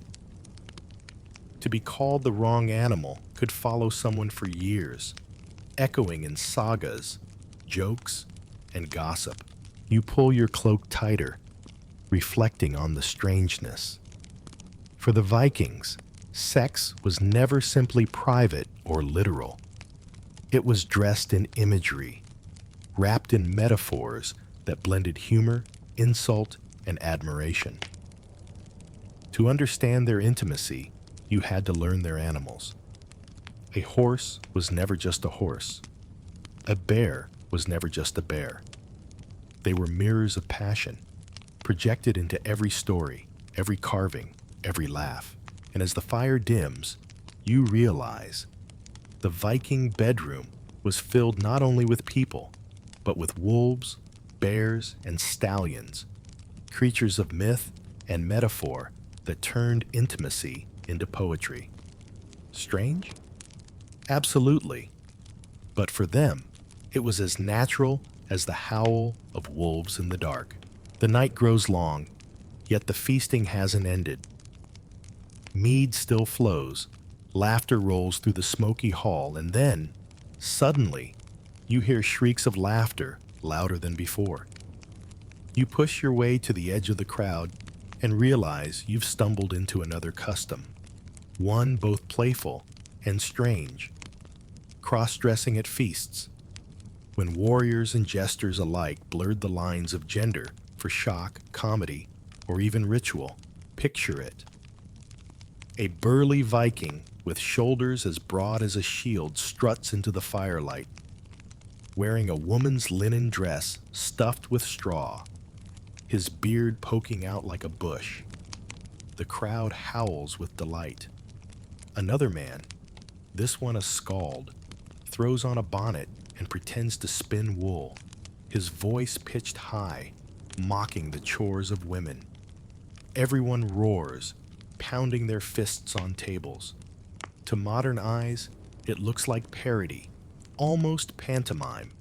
To Vikings, it was both comedy and commentary, a way of poking at the fragile borders of gender roles. Mainstream historians confirm that cross-dressing appears in Norse sagas and myths. Loki himself disguised as a woman more than once, sometimes to trick enemies, sometimes to humiliate others, sometimes simply because mischief demanded it. And in the sagas, warriors mocked rivals by accusing them of wearing women's clothes or behaving like women. To cross-dress could be hilarious, but also humiliating. The contradiction was the point. Historians still argue whether these feast performances were mere jokes or held deeper ritual meaning. Some suggest they were tied to fertility festivals, when role reversal symbolized renewal and chaos before order returned. Others insist it was simply entertainment, the Viking equivalent of a stand-up routine with costumes. Either way, the sagas are clear. Cross-dressing had shock value, and Vikings loved to laugh. Here's a quirky tidbit that makes you grin. One saga tells of Thor himself, forced to disguise as Freya, wearing a bridal dress to trick the giants. His beard barely hidden, his eyes glaring, he sat through a mock wedding feast until he finally lost patience and slaughtered everyone. The story was retold at feasts with raucous laughter, a reminder that even gods could look ridiculous in a dress. Imagine the mightiest warrior in Asgard scowling under a veil while his comrades snickered. You smirk as the hall erupts again. A young man leaps onto the bench, balancing poorly in a pair of women's shoes. He trips, falls into the mead, and the crowd roars louder. His humiliation is the entertainment. Yet, you notice something deeper. By mocking femininity, the men reinforce their own masculinity. To laugh at a warrior in a dress is to remind him, and everyone watching, what roles should remain clear. But the very fact that they perform this reversal shows how fascinated they were by the blurred line. Women joined in too. Some sagas describe wives donning men's cloaks or helmets at feasts, mimicking warriors. Sometimes it was playful, sometimes cutting. A woman who accused her husband of cowardice might throw on a sword belt and declare, "I could fight better than you." The laughter stung because it carried truth. Gender jokes were dangerous in Viking culture. They could entertain, but they could also shame. You recall our callback about crocodile dung sunscreen. Just as the Egyptians played with bizarre remedies, the Vikings played with bizarre performances. Both reveal a willingness to laugh at themselves, to embrace absurdity. In this hall, the absurdity comes dressed in skirts and beards. and the humor is contagious. Quirky sagas also tell of men punished by being forced to cross-dress in public. One tale speaks of a man tied to a stake, dressed in a woman's gown, mocked by children. It was punishment as humiliation, sexuality twisted into shame, feasts blurred with justice, comedy with cruelty. The feast continues. Mead splashes, furs slip, and more men don dresses, some deliberately ugly, some disturbingly convincing. The line between jest and desire blurs further. You catch a few glances exchanged, laughter covering something unspoken. For some, cross-dressing was not just comedy, but curiosity, a safe mask for exploring forbidden roles. Historians still debate whether this hints at deeper fluidity in Viking sexuality, or whether we modern listeners are reading too much into their jokes. The crowd chants, demanding another performance. A warrior, muscles bulging, squeezes into a tunic 2 sizes too small. The fabric tears. The hall explodes in cheers. You laugh, shaking your head. In this moment, intimacy, humor, and gender twist together in ways that are strange yet strangely familiar. Humans everywhere love role reversal, love seeing the mighty made ridiculous, love blurring lines just enough to laugh before snapping them back. As dawn approaches, the laughter fades to yawns. The dresses are cast aside. The men resume their roles, the women their chores. But the memory lingers. For one night, gender was theater, intimacy was comedy, and the strange became ordinary. And so, as you wrap yourself in furs, you realize the Vikings didn't hide their curiosity. They played with it, mocked it, sometimes punished it, sometimes laughed with it. Cross-dressing at feasts was one more reminder that in their world, even identity could be strange, fluid, and worthy of a good joke. The echoes of laughter from cross-dressed warriors fade as you walk out into the cool night. But in the Viking world, even death carried its share of strangeness. If life was filled with bawdy verses and playful reversals, the afterlife was no less tangled with sexuality. Tonight, you step closer to one of the most curious Viking customs: ship burials and erotic carvings, where intimacy, fertility, and the journey into death intertwined in wood and stone. Imagine the scene. A longship, pulled up onto a grassy mound, its hull lined with stones to mimic the curve of the sea. Inside lies a body, draped in furs, surrounded by weapons, jewelry, and offerings. But look closer at the carvings etched into the timbers, or the small figurines tucked among the treasures. Some are unmistakably erotic. Men and women entwined, exaggerated symbols of fertility carved into wood. To you, it looks shocking, even irreverent. To the Vikings, it was part of ensuring safe passage to the afterlife. Mainstream historians confirm that Viking graves often contained fertility symbols. Phallic amulets, figurines of couples, and carvings suggesting union were discovered alongside swords and brooches. The logic seems strange, but clear. Just as warriors needed weapons in Valhalla, they also needed the power of life, fertility, and sexuality to accompany them. Death, in Viking eyes, was not the end of passion. It was its continuation in another realm. Historians still argue over how literal these symbols were. Did Vikings truly believe in sex after death? Or were these carvings metaphors for rebirth, for the endless cycle of life feeding into death? Some argue they reflect pagan fertility cults, emphasizing renewal. Others suspect later interpretations exaggerated the erotic content, making pagan graves appear more scandalous than they were. The debate continues, like whispers in the soil. Here's a quirky tidbit. One famous grave in Sweden contained a carved stone showing a man and woman in union, alongside warriors and horses.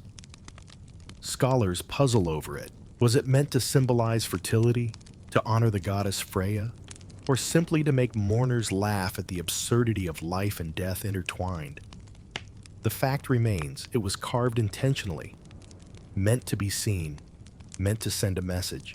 You crouch near a burial mound, tracing your fingers along a weathered carving. The image is crude but clear. Virility displayed as boldly as swords and shields. You can almost hear the murmurs of the mourners, half solemn, half amused. To them, the act of love was as natural a symbol of life as crops growing or the sun rising. Why shouldn't it accompany someone into eternity? Think back to our callback about crocodile dung sunscreen in Egypt. Every culture left odd things in graves. Egyptians buried jars of food and charms for protection. Vikings left erotic carvings, as if to say, you'll need this too. Strange, yes, but practical in their own mythic logic. Quirky sagas even hint at funerals turning into occasions for risque jokes. A skald might compose verses linking the dead man's bravery in battle with his prowess in bed, blending honor and intimacy into a single memory. The mourners laughed through tears, acknowledging both the seriousness of death and the humor of life's absurdities.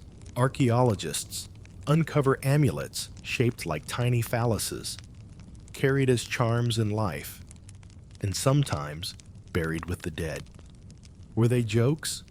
Protection? Fertility tokens? Historians still argue. Some see them as sacred, tied to gods like Freyr. Others think they were gag gifts, tucked into graves like eternal pranks. You smile at the idea.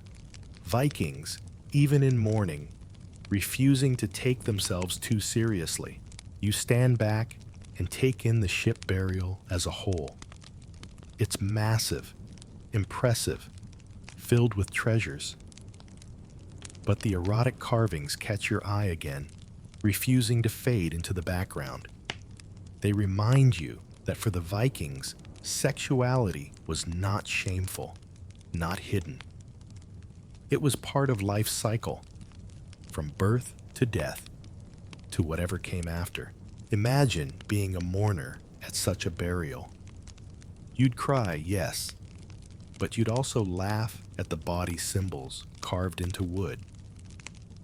You'd whisper to your neighbor about the strange amulet placed in the coffin. You'd remember that the man or woman being sent off wasn't only a warrior or mother. They were also lovers, partners, humans.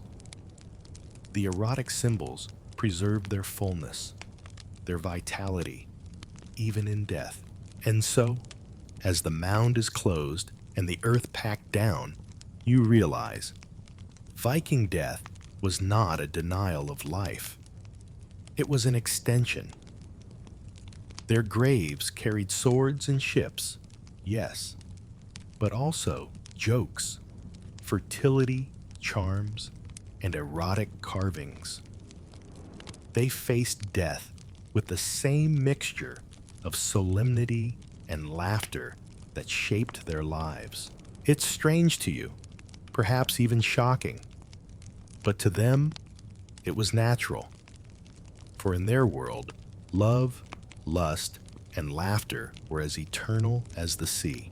The burial mound fades behind you, but the strangeness of Viking sexuality only deepens. For if the dead carried erotic carvings into eternity, the living carried something equally curious in their pockets: runes of seduction. Yes, those sharp lines carved on wood or bone weren't just for spells of protection or records of trade. Some were believed to sway hearts, stir desire, or bend another's will. Picture a young man in the corner of a feast hall, his cheeks flushed with mead, his eyes fixed on a woman across the fire.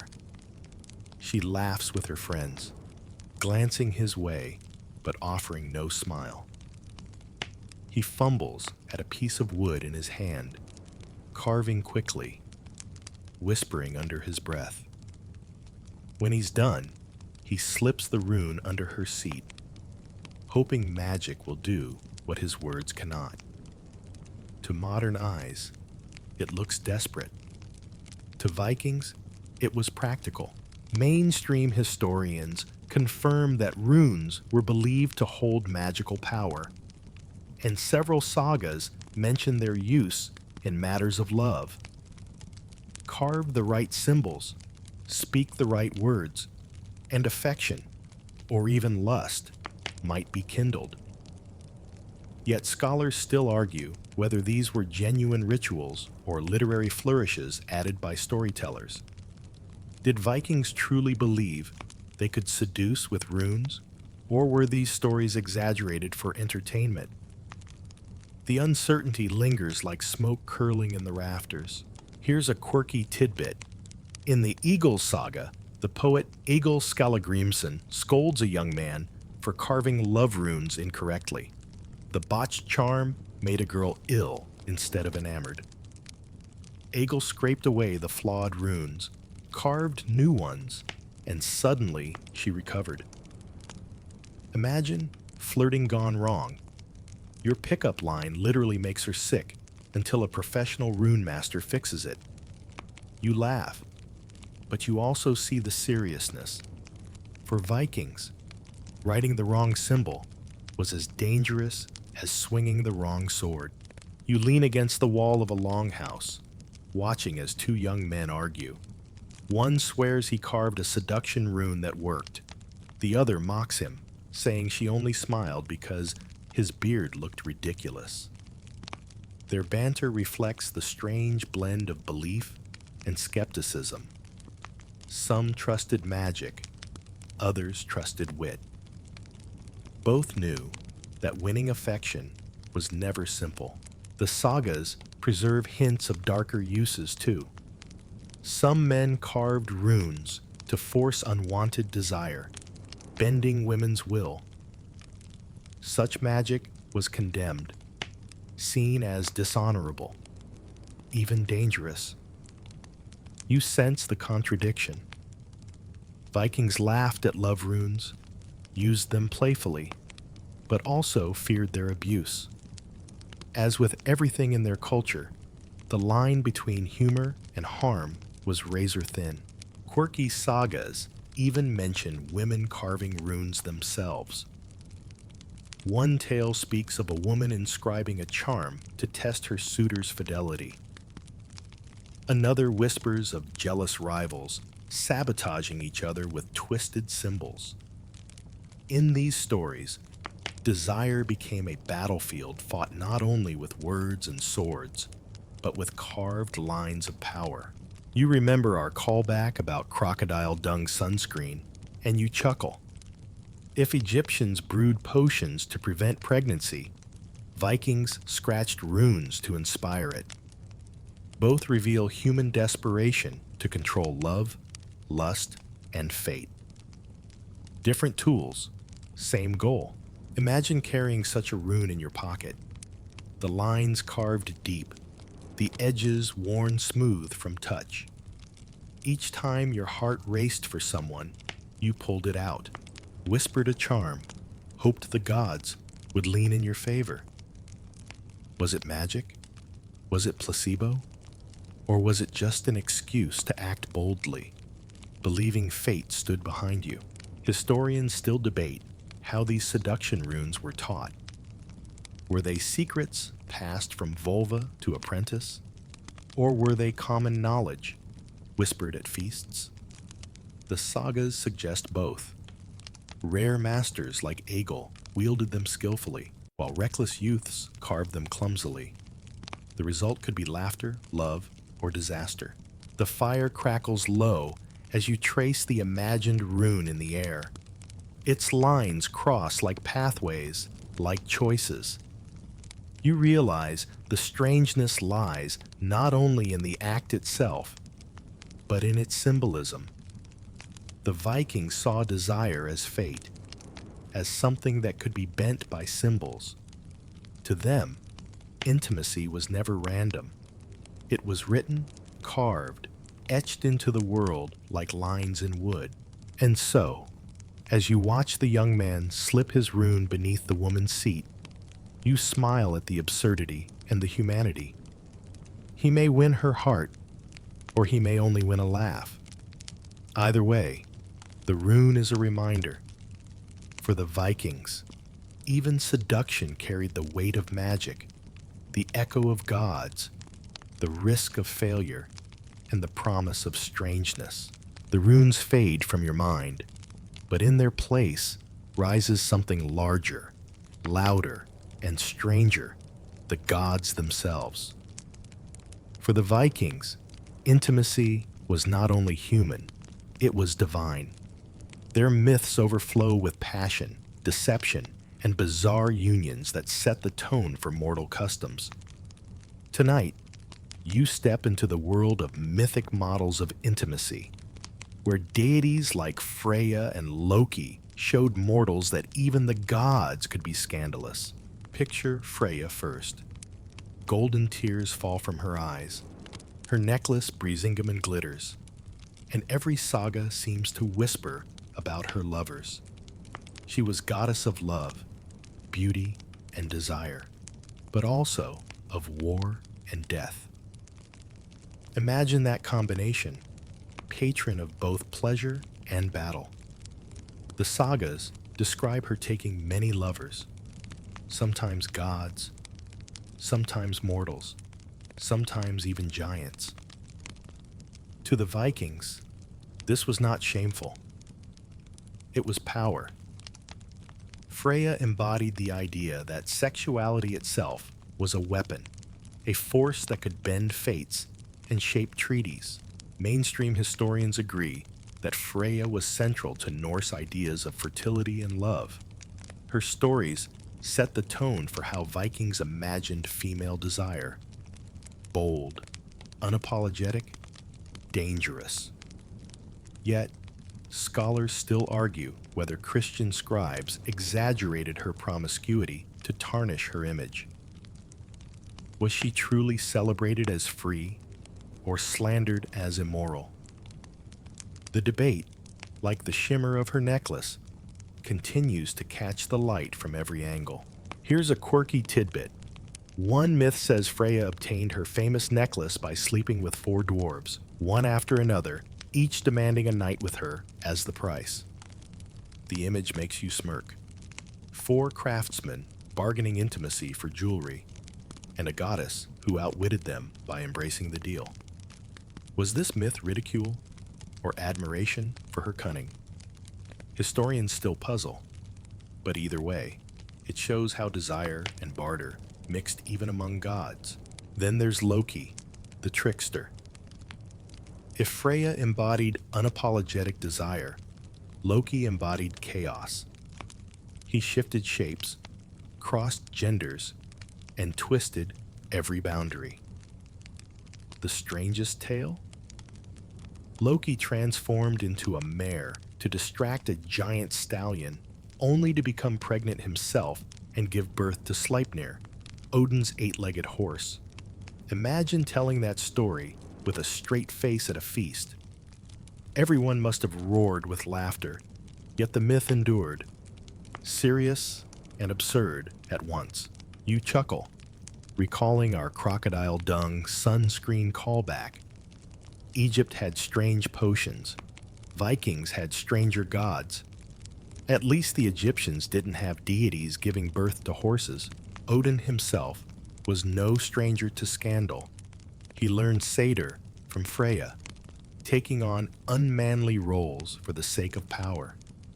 Some mocked him for it, accusing him of shameful practices. Yet, he was still All-Father, King of the gods. The paradox mirrored Viking society itself, mockery of men who bent gender roles, alongside grudging respect for those powerful enough to break them. Quirky sagas tell of Thor too, the god of thunder, dressing as a bride to trick giants into returning his stolen hammer. His beard tucked under a veil, his eyes glaring with fury, he sat through a mock wedding feast until he could seize Mjolnir and slaughter everyone. To mortals, this was comedy gold, proof that even the strongest could look ridiculous in a dress. And yet, it also reinforced the idea that intimacy, gender, and disguise could be weapons as much as warhammers. You listen to the skalds recite these tales, their voices booming in the hall. The audience laughs, gasps, even blushes. These myths were not quiet stories. They were performed, shared, repeated, until they became cultural models. If the gods could be outrageous, why not mortals too? Historians still argue whether these myths reflected real Viking customs or were symbolic exaggerations. Did men cross-dress at feasts because Thor did? Did women claim lovers freely because Freyja did? Or were the stories cautionary tales, warning mortals not to overstep? The ambiguity lingers, like smoke curling around rafters. The point, though, is clear. Sexuality in Viking thought was cosmic. It wasn't only about humans fumbling in the dark. It was about gods shaping the world through strange unions, trickery, and desire. Mortals mirrored their deities, laughing at their absurdities, imitating their boldness, and fearing their consequences. You smirk again, imagining Loki's smirk as he told mortals, "Yes, I gave birth to a horse. What of it?" The absurdity is the lesson. Desire defies rules, breaks boundaries, reshapes destinies. And so, as the feast grows quiet, you realize that Viking intimacy was always mythic, even when it was mundane. Their gods taught them that sexuality was not just human, but divine. Not just private, but cosmic. Strange? Without a doubt. But in the Viking world, strangeness was sacred, and even the gods were scandalous enough to set the example. The myths of Freya's lovers and Loki's tricks fade into the night, but the strangeness doesn't end in stories. Step outside once more, and you find the village gathered in the open air, torches blazing, laughter rolling like thunder across the fields. You've arrived just in time for public rituals of mock marriage, the strange festivals where desire, theater, and community merged into one chaotic celebration. Picture the scene. A crowd gathers around a makeshift altar. A young man, chosen for the role of groom, stands nervously in his finest tunic. Beside him, a bride is paraded forward. Except everyone laughs, because the bride is not really a woman at all, but a burly warrior shoved into a dress, cheeks smeared with soot from makeup. The crowd howls, tossing handfuls of grain into the air. This is no private ceremony. It's parody. It's ritual. It's a release of tension after long winters. Mainstream historians confirm that Viking festivals often included role reversals and staged marriages. These rituals, tied to fertility or seasonal change, mocked the seriousness of unions while still affirming their importance. To laugh at marriage in public was not to insult it, but to celebrate it through exaggeration. Yet, scholars still argue whether these mock weddings had deeper religious meaning or were simply social entertainment. Here's a quirky tidbit. Some accounts mention goats being dressed as brides or grooms, paraded through the village while children jeered and adults cheered. Imagine it, a goat in a veil, horns wobbling, bleeding as someone pretends to kiss it. Ridiculous, yes, but also symbolic.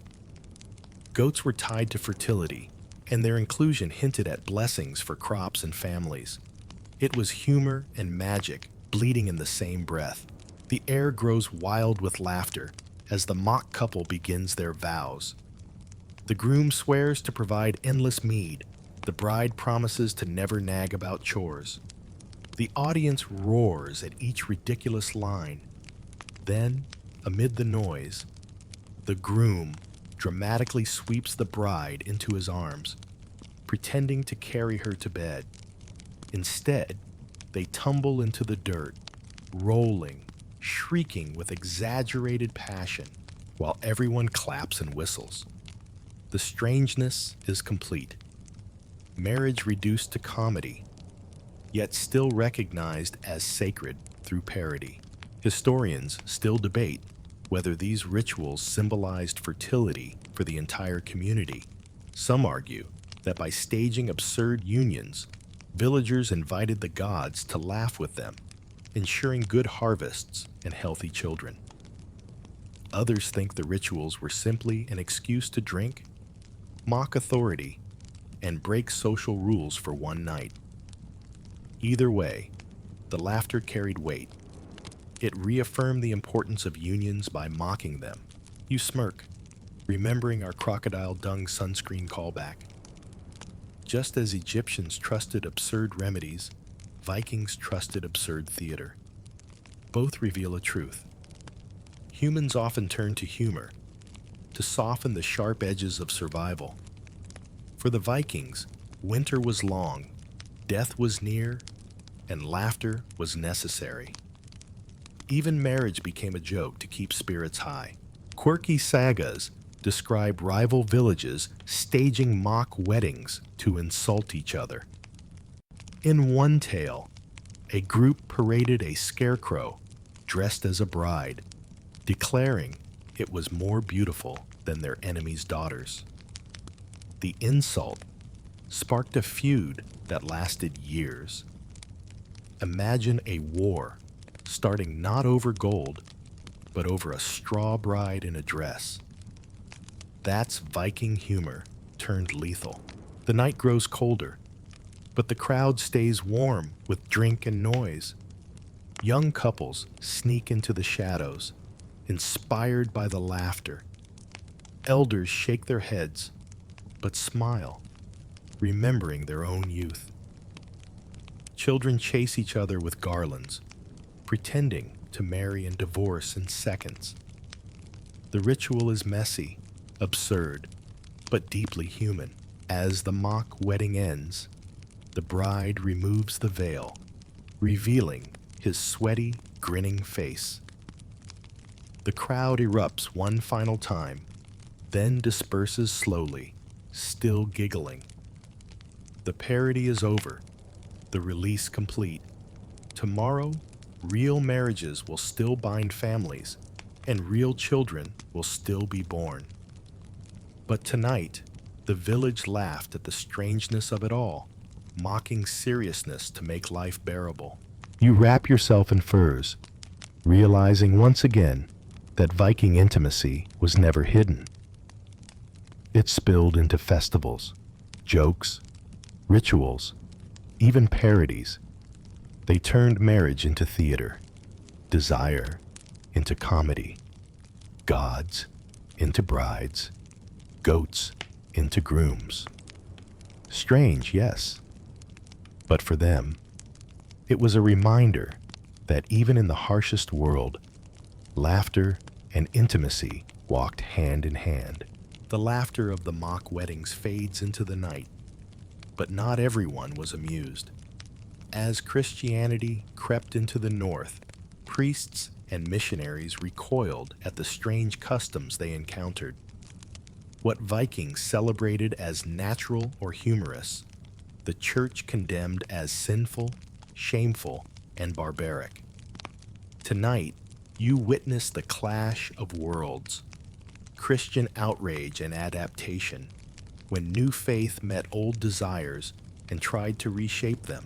Picture a missionary from the south, wrapped in a heavy cloak, standing stiffly at the edge of a feast.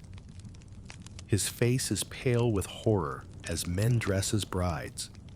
Women laugh loudly, and skalds sing bawdy verses about goats and fertility.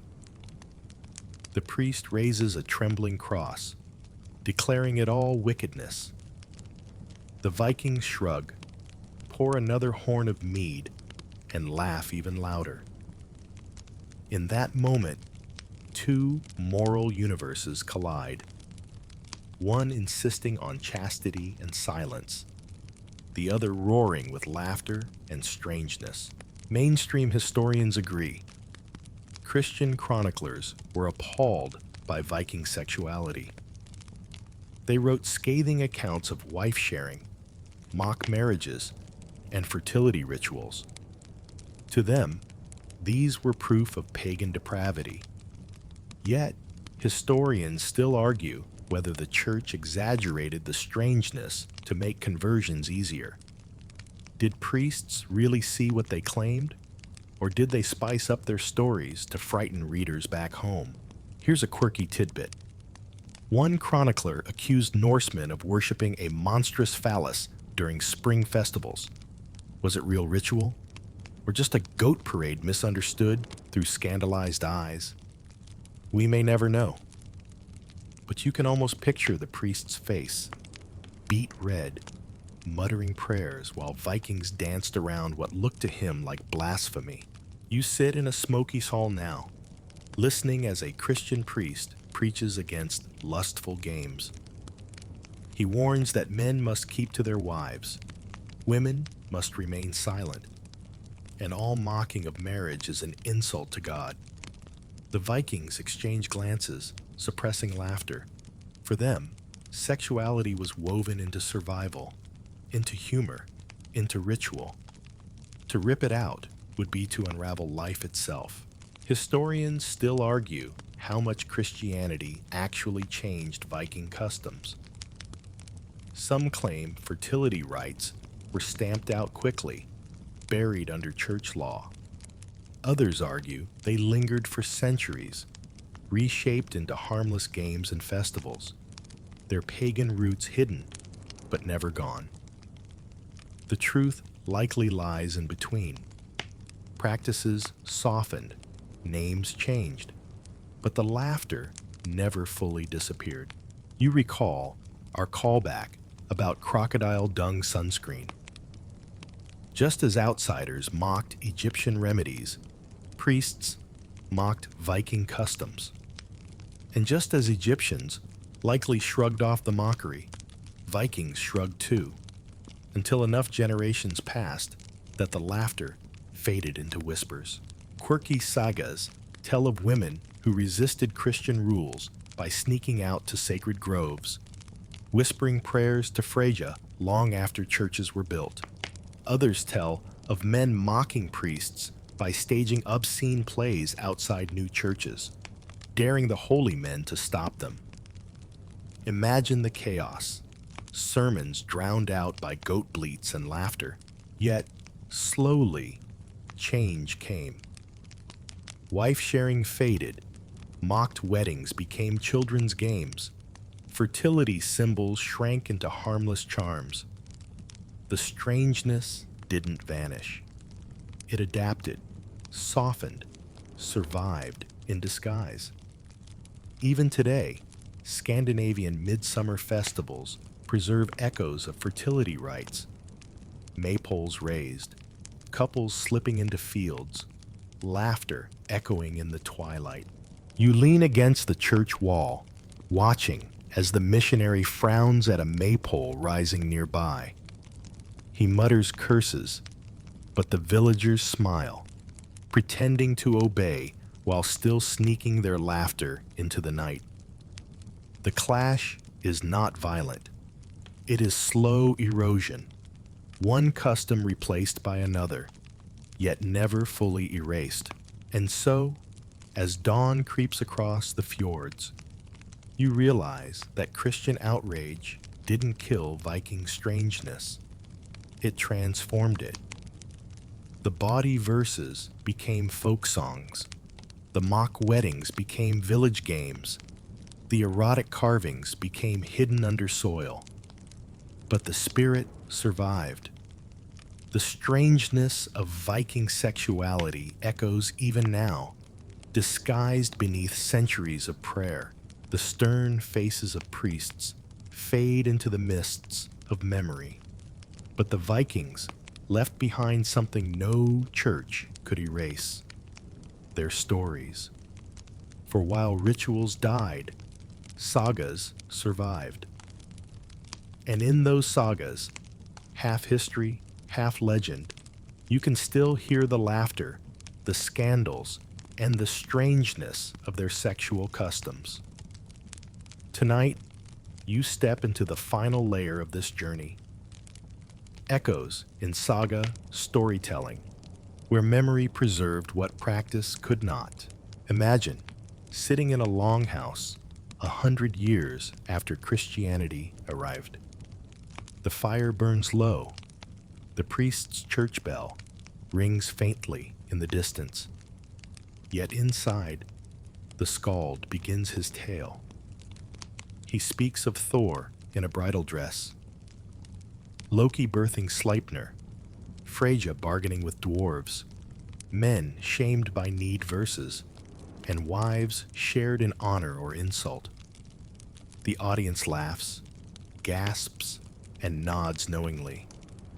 Even if these customs are no longer practiced, the memory remains alive in words.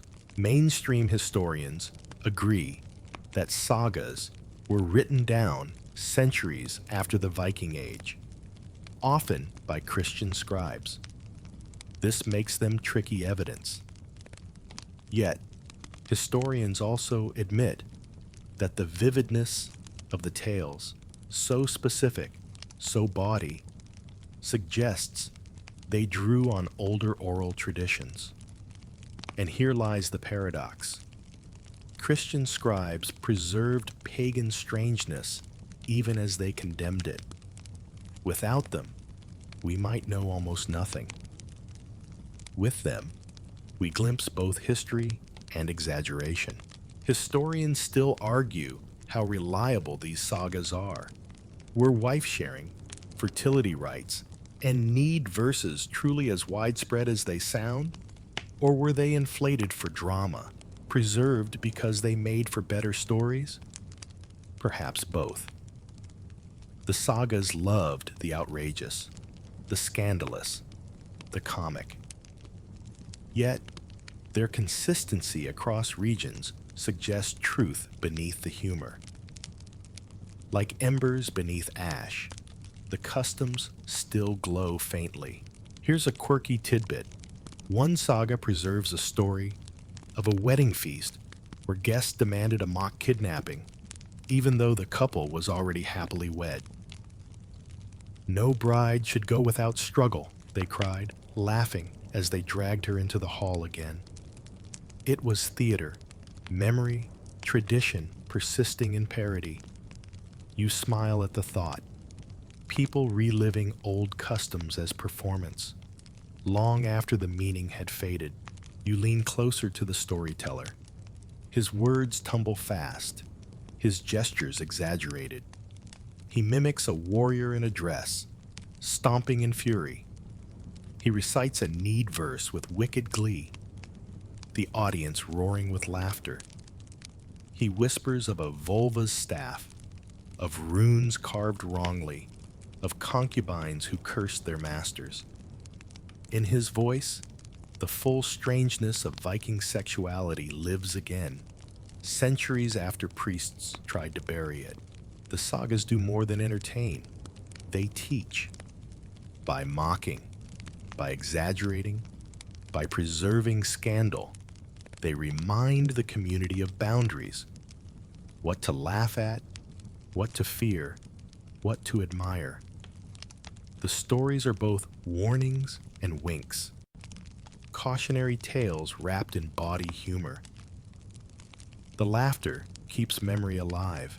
Quirky sagas even admit embarrassment. Some scribes apologize for recording tales too indecent, but leave them in anyway, perhaps unable to resist the humor. You imagine monks blushing as they copied lines about Thor's bridal veil or Loki's horse birth. Strange? Yes, but also proof that even scandalous customs had a grip too strong to ignore. You recall our callback about crocodile dung sunscreen once more. Egyptians left us recipes. Vikings left us stories. Both absurd, both illuminating. One through potions, the other through sagas.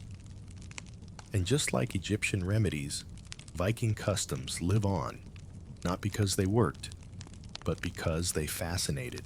The fire dims. The storyteller closes with a flourish, his voice dropping to a whisper. The hall is silent, children wide-eyed, elders chuckling. Outside, the Christian world grows stronger, churches rising, priests preaching. But inside, in the smoky hall, the sagas guard their secrets. They preserve laughter, scandal, and strangeness for generations to come. And you realize that Viking sexuality did not vanish. It transformed, survived, echoed in story. Even if wife-sharing stopped, even if fertility rites softened, even if need verses faded into law, the memory remained. For humans love to laugh, to mock, to remember. And the sagas gave them permission to do all three. As you wrap yourself in furs one last time, you see the truth. Strangeness was not an accident in Viking life. It was their way of surviving through laughter, ritual, scandal, and story. And thanks to the sagas, that strangeness still whispers across the centuries, flickering like firelight on the walls of memory. So now, as our long voyage through the Viking world draws to its close, you can let the fire inside the longhouse fade to embers in your imagination. You've heard of trial marriages, wife sharing, fertility rites beneath the stars, the vulva's whispered prophecies, mock weddings with goats and laughter, and the scandalous verses carved in runes or sung in halls. These strange customs have swirled around you like smoke, but the noise is quieting, the laughter softening, and the long night finally eases into rest. Breathe slowly. Picture the fjords wrapped in silver mist, the sea rocking gently against the shore, the ships resting on the sand as if they too are ready to sleep. The Vikings, fierce and loud in story, now lie still under heavy furs. Even their sagas settle into whispers, fading into memory, leaving only calm. You are safe here, beyond the feasts and the verses, beyond the clamor of gods dressed as brides, or men mocked by animal metaphors. All of it drifts like distant music, no longer sharp, no longer demanding, just echoes carried away by the northern wind. Let your body grow heavy, like an anchor sinking into quiet waters. Let your breath move slower, deeper, like the rhythm of the tide. In this stillness, there are no more battles to fight, no more riddles to untangle, no more strange customs to puzzle over. Only rest. The longhouse grows darker. The torches fade. The sea sighs softly. You close your eyes, and the Viking world folds itself away, like a story told to children by the fire. And as sleep takes you, you carry with you only calm, the calm of knowing the strangeness has passed, the laughter has faded, and silence has returned.